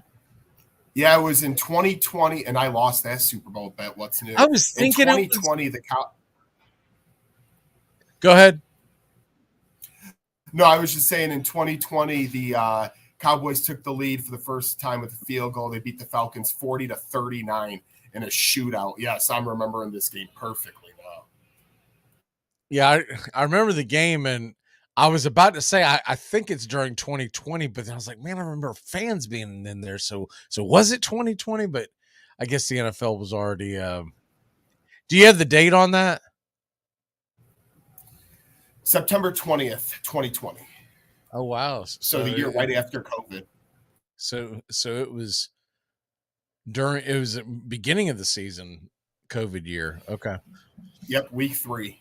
Because I remember fans being at the stadium, and that's why I was questioning in my head whether or not it was actually 2020. Because in my head, like you know what I think of when someone says a ball game in 2020, I think of all the baseball games that had the paper fans in the stands, and the NBA games that had the terrible Zoom, which were, for whatever reason, that was creepy to me.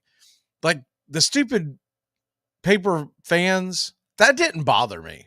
Like that was just like, okay, well, it's weird. It's kind of unnecessary, but I get it. And it was also cool that some of the teams that were selling those to, put your face out there or whatever, it was going to charity and whatnot. But the NBA putting the screens there, the flat screens with the zooms, that was weird, man. That was just beyond weird. That was terrible. And you want to know something else that was terrible? What does that game you just mentioned, the Cowboys and the Falcons, have in common with the Super Bowl game that had the Falcons and the Patriots that had in common with last year's Colts-Vikings huge comeback? There's one significant person that played in all 3 of those. Oh, Matt Ryan. Yes, sir. Matt Ryan choked it all away, right? Good riddance. Go to TV.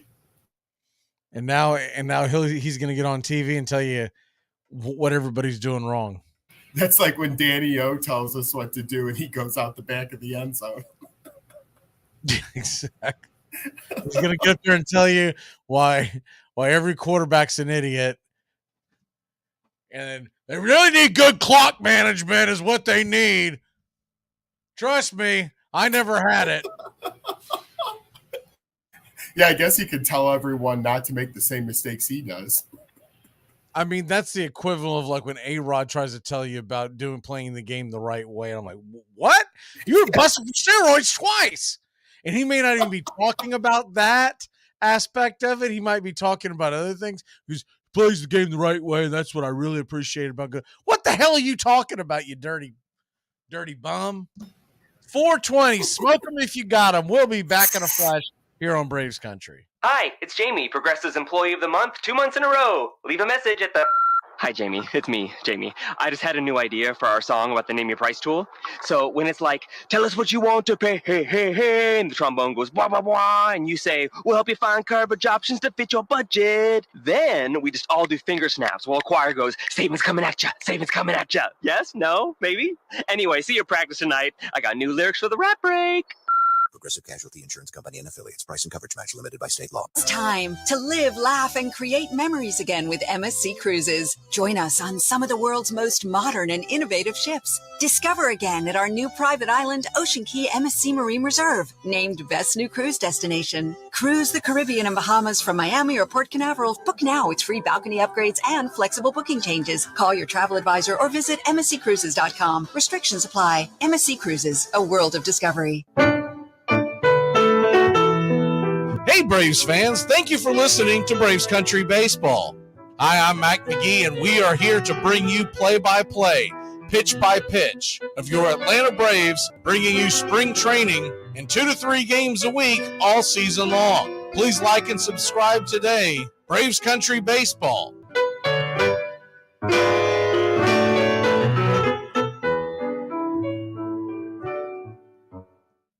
Wendy's only makes one kind of breakfast, your new favorite one. How do we do it? With fresh cracked eggs, oven-baked bacon, and flaky croissants. You know, the things your old breakfast wasn't doing. So toss that old news and its soggy eggs somewhere useful.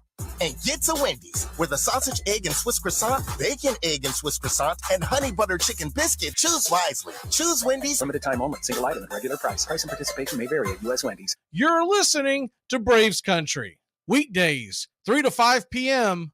on WQEE 99.1 FM, The Key. Please like and subscribe today.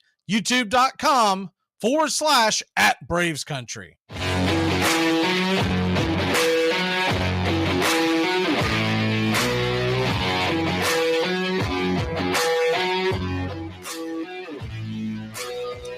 White Sox trail the Guardians 3-1, bottom of 9.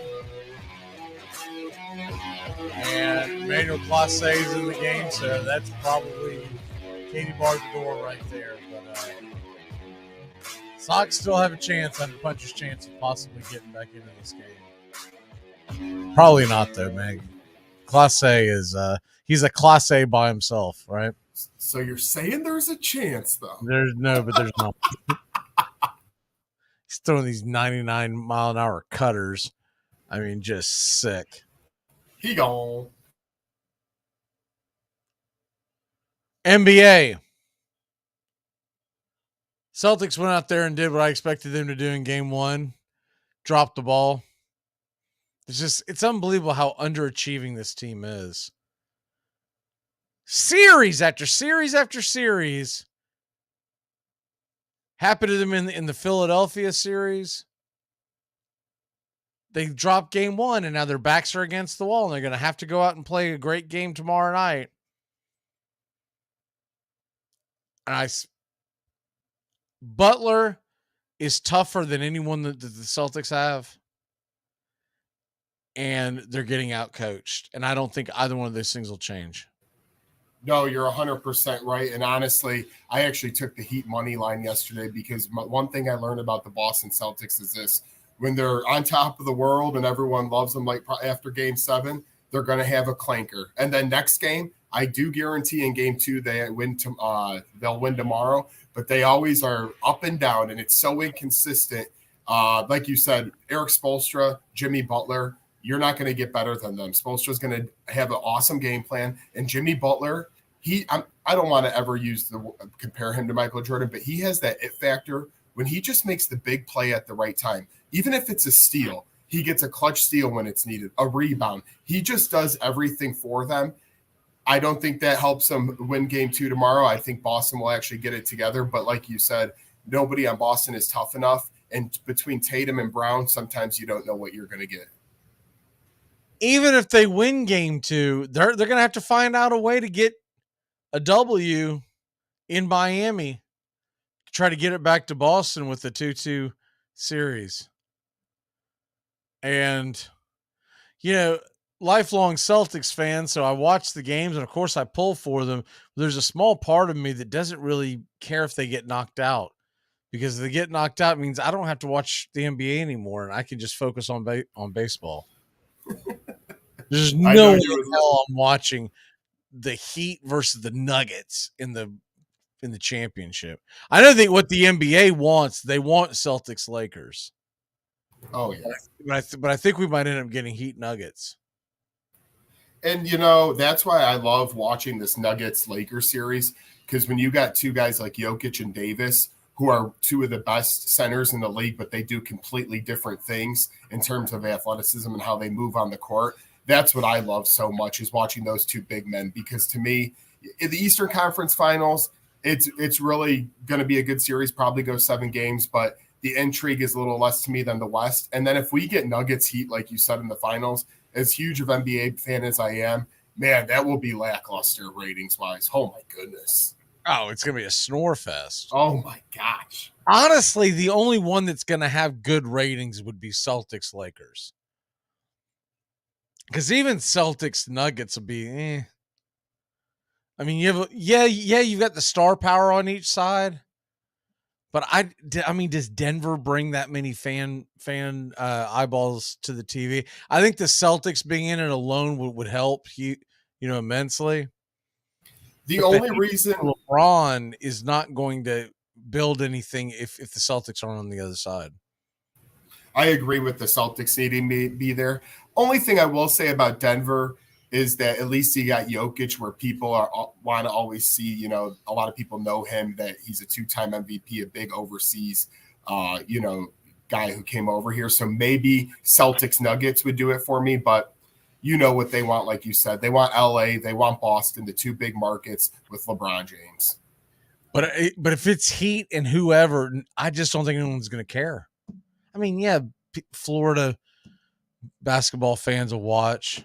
Laker fans will watch if the Lakers are in it, but that's it. I mean, you're not going to get Middle America to care about it, and you're not going to get the Northeast to care about it. I don't even think you're going to get Northern Florida to really care about it. No, could care less. Exactly. I've never been able to get on the Heat train for a number of reasons, but it always felt like, even back when it was Wade and Shaq, it felt dirty because they went out there and they stole Shaq from the Lakers, who, when Shaq comes back to the Heat, if you'd been in Florida, if you're from Florida or whatnot, Shaq felt like an Orlando Magic. And he goes to the Lakers and then comes back to the Heat. It just felt dirty. It felt like one of those, they talk about the super teams and they act as though the Celtics doing what they did was the first one. That really wasn't. Really, the first one was Shaquille O'Neal coming in and joining forces with Dwayne Wade. And then later on, you had LeBron come down, and then, you really couldn't pull for him. Yeah, and I mean, I agree with you on the super teams things. Even if you want to take it a step further, Shaq went from Orlando to play in LA with the Lakers. I know that wasn't at the time. They didn't know the extent of how good Kobe would be. He was only a young rookie at the time when Shaq came over. But, I mean, everyone has to get great players to be good super teams. I mean, yes, the three players, it was a little bit newer when it came down to Boston. But a lot of teams, you need great talent. That's how you win players in the NBA. The door was slammed shut by Clase, so that is a final 3-1. See ya, White Sox, or the White Sox. One base hit. One base hit was registered by Moncada. I was noticing him when he got on the base. I was like, man, when he came up, they acted like he was going to be the next great thing, and he really has just done nothing. Between Eloy Jimenez, who you just mentioned, Moncada, it's just, even I know Luis Robert is hot right now, and he's actually playing really good, but he's always gets injured. This young White Sox crew that people thought would win divisions and maybe go further than that, that run is past them because they just don't have it at all. The White Sox would be wise to blow the entire thing up. Yes. From top to bottom. I'm talking about from general manager on down. I'm talking from the owner, Jerry Reinsdorf. You cheap son of a gun. You've screwed my Bulls over the past 20 years. You're still living over the Jordan days. And this White Sox team, you haven't spent a free agent north of $20 million per year ever in your life. You cheap man. Little bit of breaking news. Dustin May has been sent to the IL. So we knew it was coming, but it's become official. Not good for my fantasy team. No, but the only fun thing when a guy goes to the IL is it means you get to pick someone else up, right? Other than that, it's kind of. And I hate the Dodgers, so. What's that? I hate the Dodgers, so it doesn't terribly ruin me either. I just can't stand the Dodgers. Yeah, I just wish the kid could stay healthy, man. Get it together. He's got good talent. It's just a constant, just nothing burger from him. I saw the Dodgers batted Jason Hayward third the other day. I don't know if somebody accidentally filled up the lineup card wrong, but he's only hitting 200. I know he has a couple of home runs, but I just had to laugh as a Cubs fan seeing Jason Hayward bat third for the Dodgers a couple nights ago. You don't think it was one of those just put a bunch of names in a hat and shake it around. That's what David Ross does. So come on over. David Ross puts all the names in a hat. He don't even know the whole roster. He just hopes he puts the right names. And I think about the bullet that the Braves dodged not signing Jason Hayward to a long-term deal. Wow. And I was such a big Jason Hayward fan. Yeah, because did he Braves fan probably have to be a little bit worried when he had that really good year for the Cardinals, I think like right after he left. And then the Cubs signed that huge joke of a deal, and it was a pretty much that's that. And the Cardinals said, "Gotcha!" Yes, they did. Hey, we're trying to say the same about Willie Contreras now, I hope. Yeah. The Cubs are back to going, got your back. Needed that. You know, I'm going to give Contreras some props. He's handled the whole thing very well. I expected him to say, I signed to be a damn catcher. You gave me 5 years, $87 million. If I'm not going to be a catcher here, I want to be a catcher somewhere, right? Correct. And if this was the NBA, that's exactly how it would have went down. Oh, yeah. And he'd been sitting in Portland or something by now. But man, he's taken the high road. They actually had him behind the plate. Was it last night or the night before? And they have been playing better baseball, so maybe I'm kind of pulling for him now because it's an asinine thing that after just 1 month of baseball, go, all right, that's it. We're going, no, you can't be the catcher anymore. We're blowing it up. You're horrible. Like, dude, you signed him a 5-year deal. It's not like he just came up and you don't know what you got. You knew who Contreras was. He's that meh defensive catcher, and he can hit pretty darn good. I was going to say, you already knew he wasn't that good of a game manager / game caller for a pitcher. You signed him because of his bat and what he can do. And with all the junk they put in their ears, you don't have to have him do anything. You just tell him. Yes. And nowadays, because of the pitch calm, the pitcher, why don't you just tell the pitcher to tell him what's coming? Right? The catcher doesn't have to relay to you anymore. You can just relay to him. Yeah, I mean, they make stuff so easy. You take the one that tells you what's coming, and I'm going to press the little buttons and let's go. Exactly. I've seen a few of the pitchers do it already. What's his name was doing it the other night against the Braves, Bassett. He had the little pitch calm thing on his hip, and he kept pressing it. I said, man, he's told old Captain Kirk over there, you're not telling me, I'm telling you. It's interesting. Fine. Look, if you're the pitcher, and as long as the organization is okay with it and trusts you, they don't think you're a blockhead or something. Why can't you call your own pitches? Yeah, and I was watching the Cubs Astros the other day, and I believe it was Valdez. I'm pretty sure it was Valdez, and he still shakes off the catcher. He must have shook him off. He probably had neck problems at how many times he shook off Maldonado for Houston. But interesting to see who takes advantage of the technology and who still goes old school with it. Well, I don't know why you would.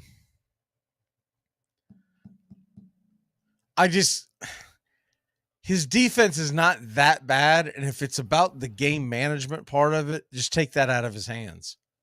Right, because he has a tank of an arm. Right, and like I say, like he's a solid. I don't want to put him upper echelon, but he's top 15 defensive catcher. I mean, I would think he's definitely not like a hindrance behind the plate. He's not a guy that gets back there and go, "Oh my God, this guy! Oh Lord." And if you ever thought he was that, then that's your fault for giving him 5 years, 87. Yeah, I mean, it could be worse. You could have Tucker Barnhart and Jan Gomes catching for you.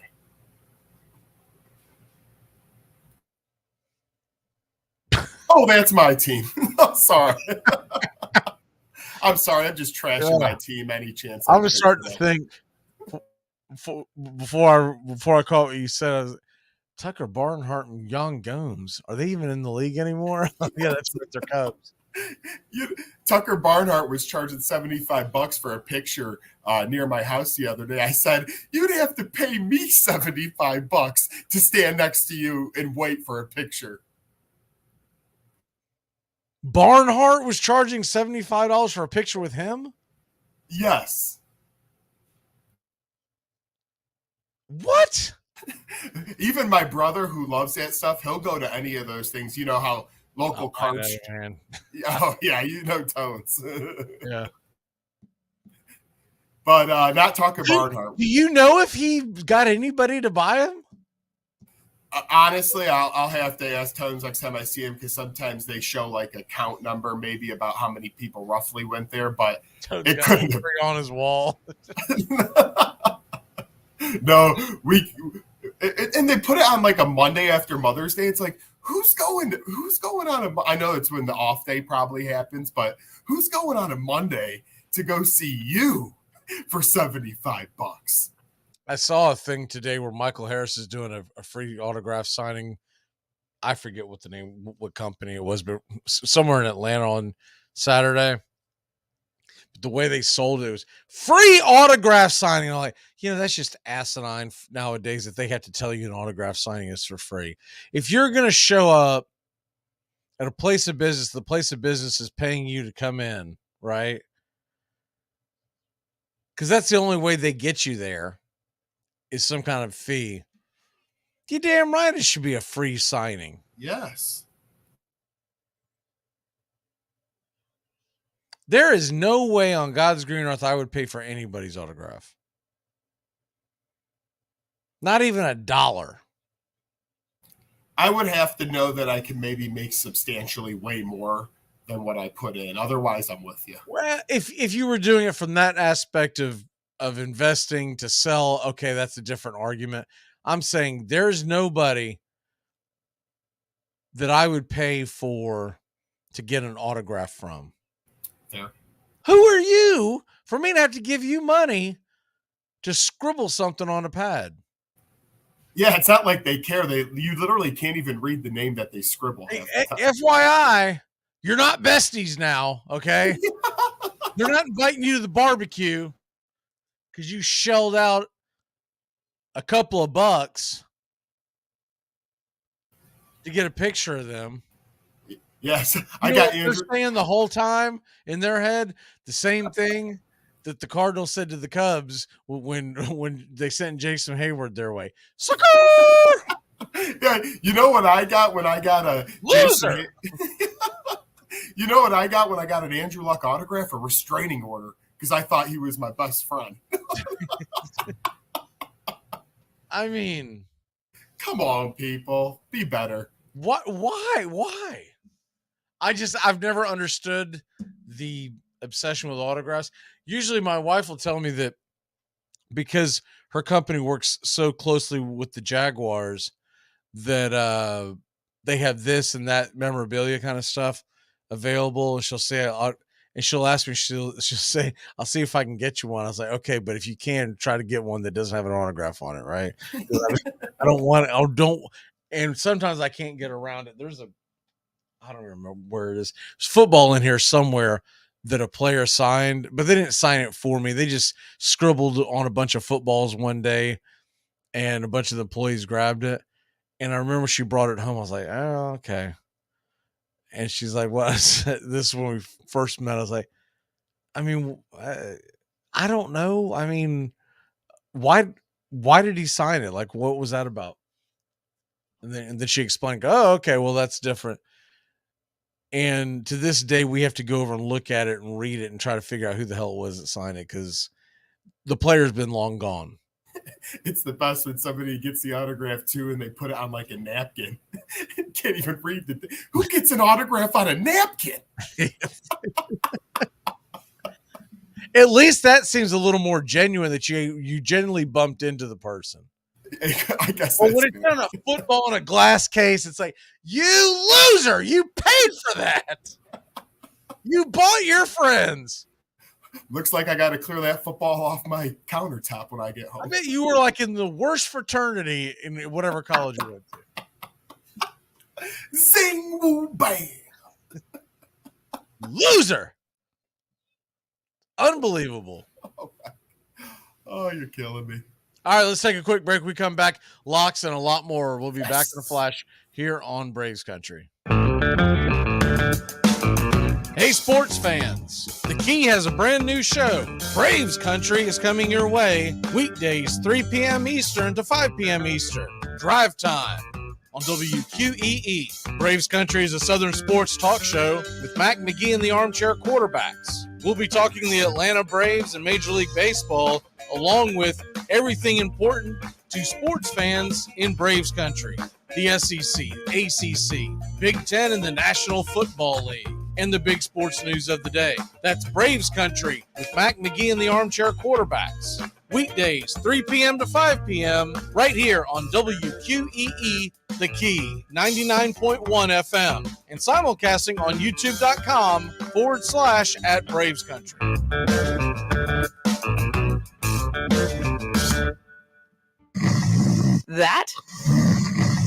That's the sound of NyQuil Severe hard at work. NyQuil Severe is the best sleep with a cold medicine. No tossing and turning, just rest and recovery.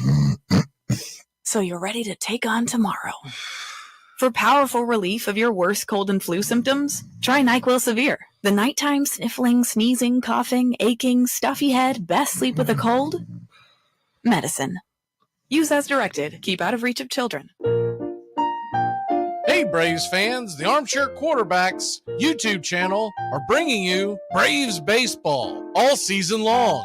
Hi, I'm Mac McGee, and I'll be bringing you Braves Baseball play-by-play for the Braves fans out there, for all of Braves Country. So pull up an armchair and join us for Braves Country Baseball, first pitch to last pitch, Tuesday and Friday nights, right here on the Armchair Quarterbacks YouTube channel.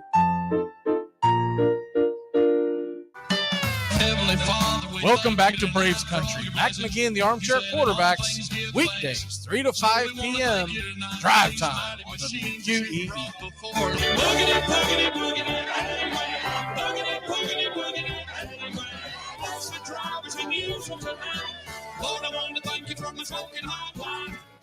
Welcome back to Braves Country Baseball. Braves Country today, excuse me. Braves will take on the Seattle Mariners starting tomorrow, a 3-game series, beginning of a 10-game homestand. It'll be Seattle, then the Dodgers, then a 4-game set on Memorial Day weekend at home against the Philadelphia Phillies. That's going to be a week, my friend.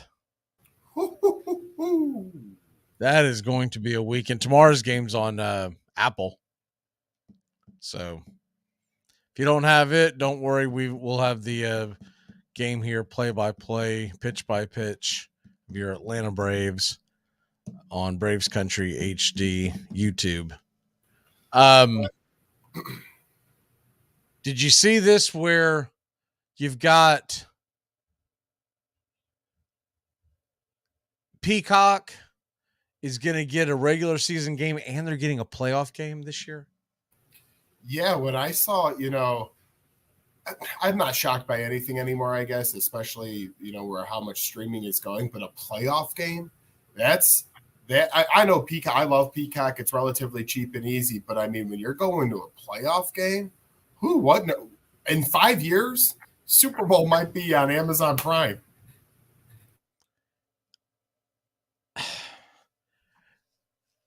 It would be suicide for them to do it on a pay channel. That's all I know.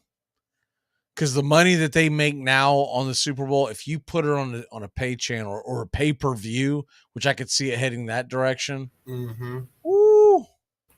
Oh my goodness! There's a good number of people that tell you to F off. I'll just won't watch this year. My team's not in it. I don't care. Right?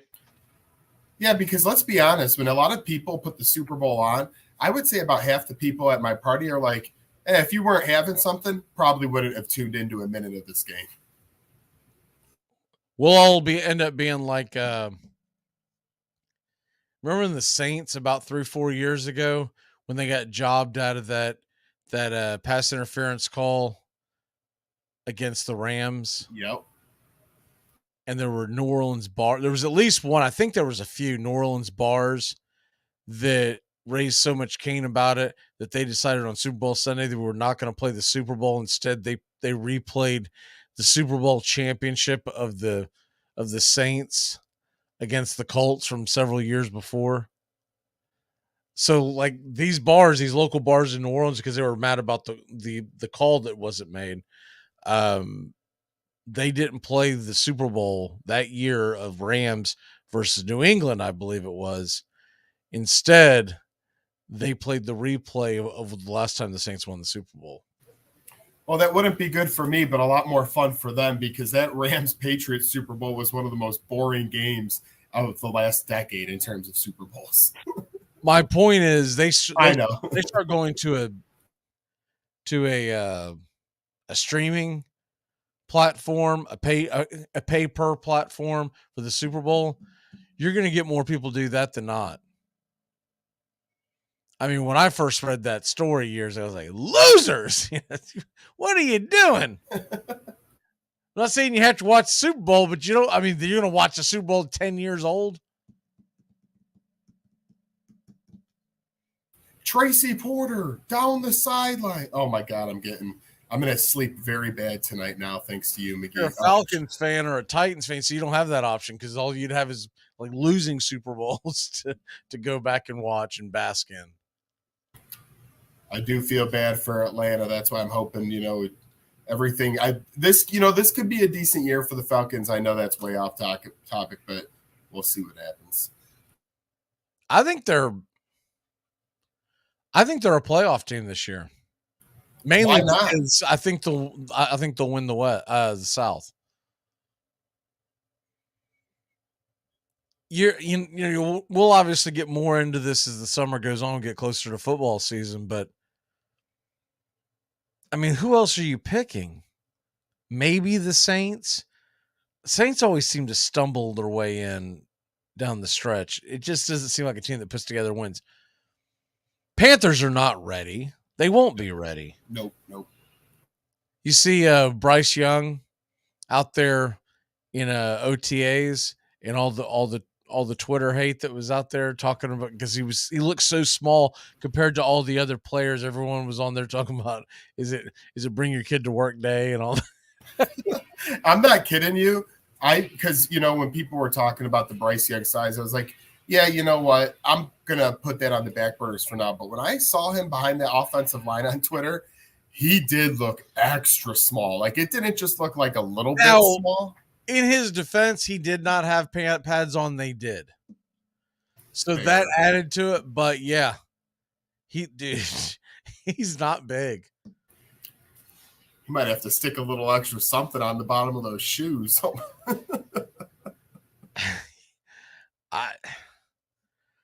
That's why all along I assumed it was going to be CJ Stroud, but he did not impress.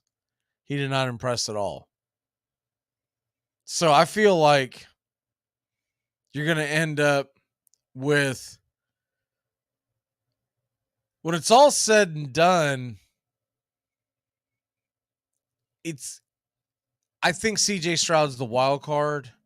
He very well could be the best quarterback of the draft. But a lot of that's going to end up being, does he pick up the offense? Because that's been one of the questions, one of the concerns. And is all this stuff about his just his overall, it's not quite his personality, but his overall attitude has that been blown out of proportion, right? And then you got Anthony Richardson and the hurdles that he's going to have to cover. And let's be real, too, with the Ohio State quarterbacks have not looked that pretty coming out of college. I mean, Justin Fields, everyone considers him, they're talking MVP for this guy already here in Chicago. I'm like, let's slow the burners down a little bit. Let's get some, I know the legs and everything, the rushing for 40, 50, 60-yard touchdowns is cool, but these Ohio State quarterbacks usually don't pan out, and we got to see a lot more before we start pronouncing a guy, especially CJ Stroud, who hasn't even taken a snap. Like you said, his personality a little iffy. He's going to have to show some things because the Texans, they traded up for Will Anderson too. They don't want to stink forever. I would be happy with the Titans when 3 years from now you say Titans got the best value out of the quarterback pick, right? Complete steal where they got him. If he pans out, yes. And you know what? I know it, obviously if he doesn't, which evens out because of what was it, a 3rd round pick they blew on Malik Willis. That's what I'm going to, and that's what I was alluding to as well. Between the Malik Willis thing and then the 2nd round, literally, I think the Colts would have drafted, if Anthony Richardson went higher, the Colts would have strongly considered and probably taken Will Levis at pick number 4. So for the Tennessee Titans to trade up to pick 32 or 33, whatever it was to get him, great value. Even if it doesn't work out, I like that pick. I was very surprised that he fell that far. And then once he got to the 2nd day, I kept checking because I was getting ready to do a broadcast that day, but I kept checking. I was like, man, I know this is always just fan talk and fan speak and fan thought. You always want to go get the shiny new toy, especially quarterback, right? But I kept thinking, man, if you're not going to go make the move now, when are you going to address the fact that your quarterback is in the last year of his contract? He's not looking any better. Doesn't look like someone you want to lock in for the future. So what the hell are you going to do? Because evidently Malik Willis is not going to be an option. I don't think Malik Willis is going to be on the roster for the Titans come kickoff of week 1. I mean, I'm just trying to find out where Josh Jobs is on Cleveland now. I was trying to find out where he was because Malik Willis, man, you made Josh Jobs relevant again, my friend. And that's hard to do. Yeah, I don't know if Dobbs will make the team, but he went to Cleveland because most teams only carry two quarterbacks. Yeah, he's either getting cut or practice squad. Who else do they have outside of Watson? Looking right now at the Cleveland Browns depth chart here. At quarterback for them this year, if Mr. Hands-Free don't work out, Joshua Dobbs is actually the backup. And then they had, they drafted out of UCLA DTR. Oh, yeah. Dobbs is cut. Yeah. Do you remember the name Kellen Mond? They have Mond at 4th string. He's still playing? Yeah, that's what I would. If you would have asked me what's Kellen Mond up to now, I'd be like, offensive assistant for New Mexico State, janitor at Walmart. I would have thought he, man, wasn't he drafted by Minnesota? Yep. Yeah. They thought that project would maybe work. Oops. He's not making the squad. I can tell you that right now. If they went out and grabbed Dobbs on free agency, there's your sign, buddy. See ya. Yeah, I don't see Malik Willis being on now. They may release him and try to put him onto the practice squad, but that's his only route because most teams are only going to carry 2 quarterbacks. They may decide to carry 3, but if they do, I'd be shocked if it was Malik Willis. I'd say that they'd go out and try to sign someone, wouldn't you? Yeah, because at the end of the day, if Tannehill isn't going to fully teach the young guy, you might as well get some grizzled veteran. Honestly, Nick Foles is a free agent out there. I'm not saying for his play at all, but just to get that mind back there, maybe where Levis and a guy like Foles can sit on the bench, look at film. I think it would be really better off going that route with a veteran. Right now, the Titans don't have another quarterback on their roster, which surprises me.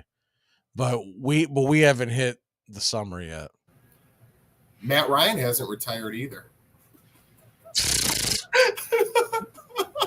He hasn't retired, but he signed a deal to go sit in the booth with CBS. I like how he threw that in his tweet.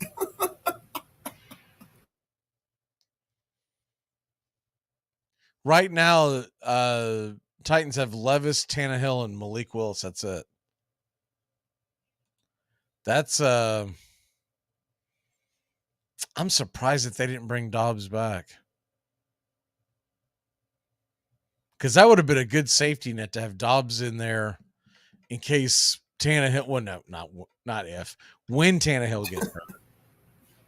and Levis ain't quite ready yet. Right. Like, what if that happens week 1? You want to put Will Levis out there in week 1? I wouldn't. You could ruin the guy's confidence so easily that way. I wouldn't either. Atlanta's got 4 quarterbacks on. Austin on, who rookie out of North Texas. I know nothing about him. But Heineke, Ritter, and then Woodside. Which I think Logan Woodside is only there because his connection with Smith from he played for the Titans one season. I'm actually surprised Logan Woodside's still in the NFL. That's actually a pretty impressive job by him.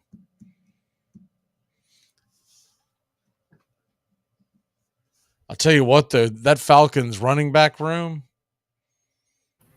that's jam-packed right now. Even if Ritter really can't throw the ball that well, between handing it off and you got, Pitt, you still got Pitt. They even signed a guy like Scotty Miller. They don't have terrible weapons with Drake London. They have shifty guys.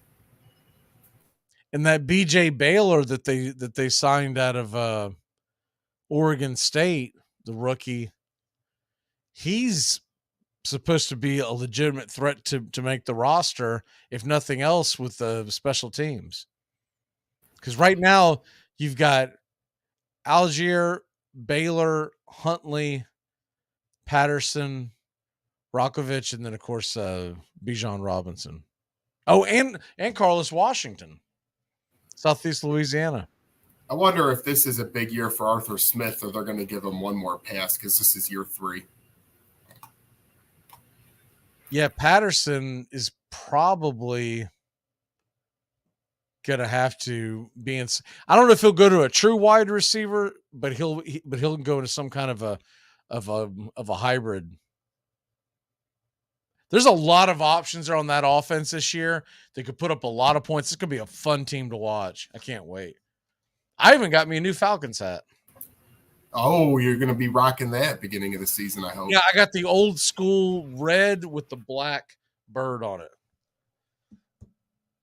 Not to mention, where the hell is that thing? I ordered it like 2 weeks ago. What's your walk-off, sir, and your lock? My walk-off and my lock will be the same thing. Let's go with the Blue Jays money line -133. Jose Berrios against the Yanks.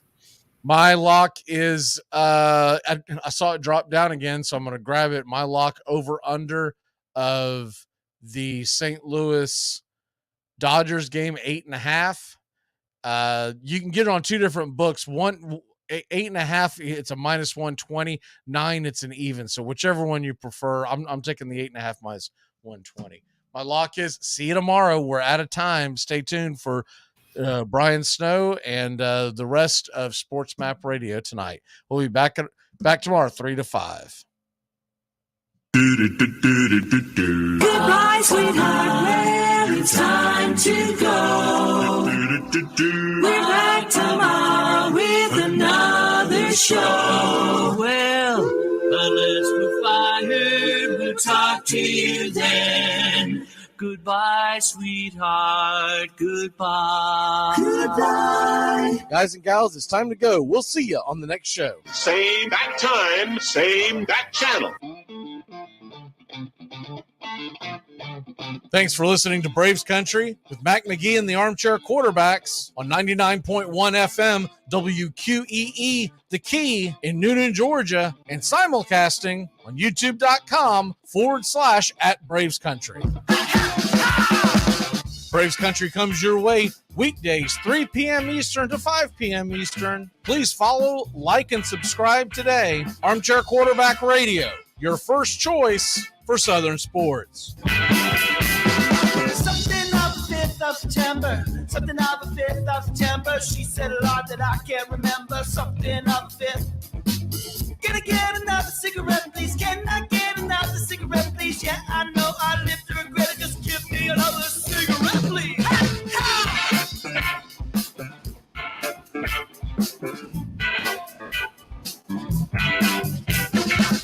Can I get another cigarette, please? You're listening to WQEE 99.1 FM, The Key in Noonan, Georgia. Are you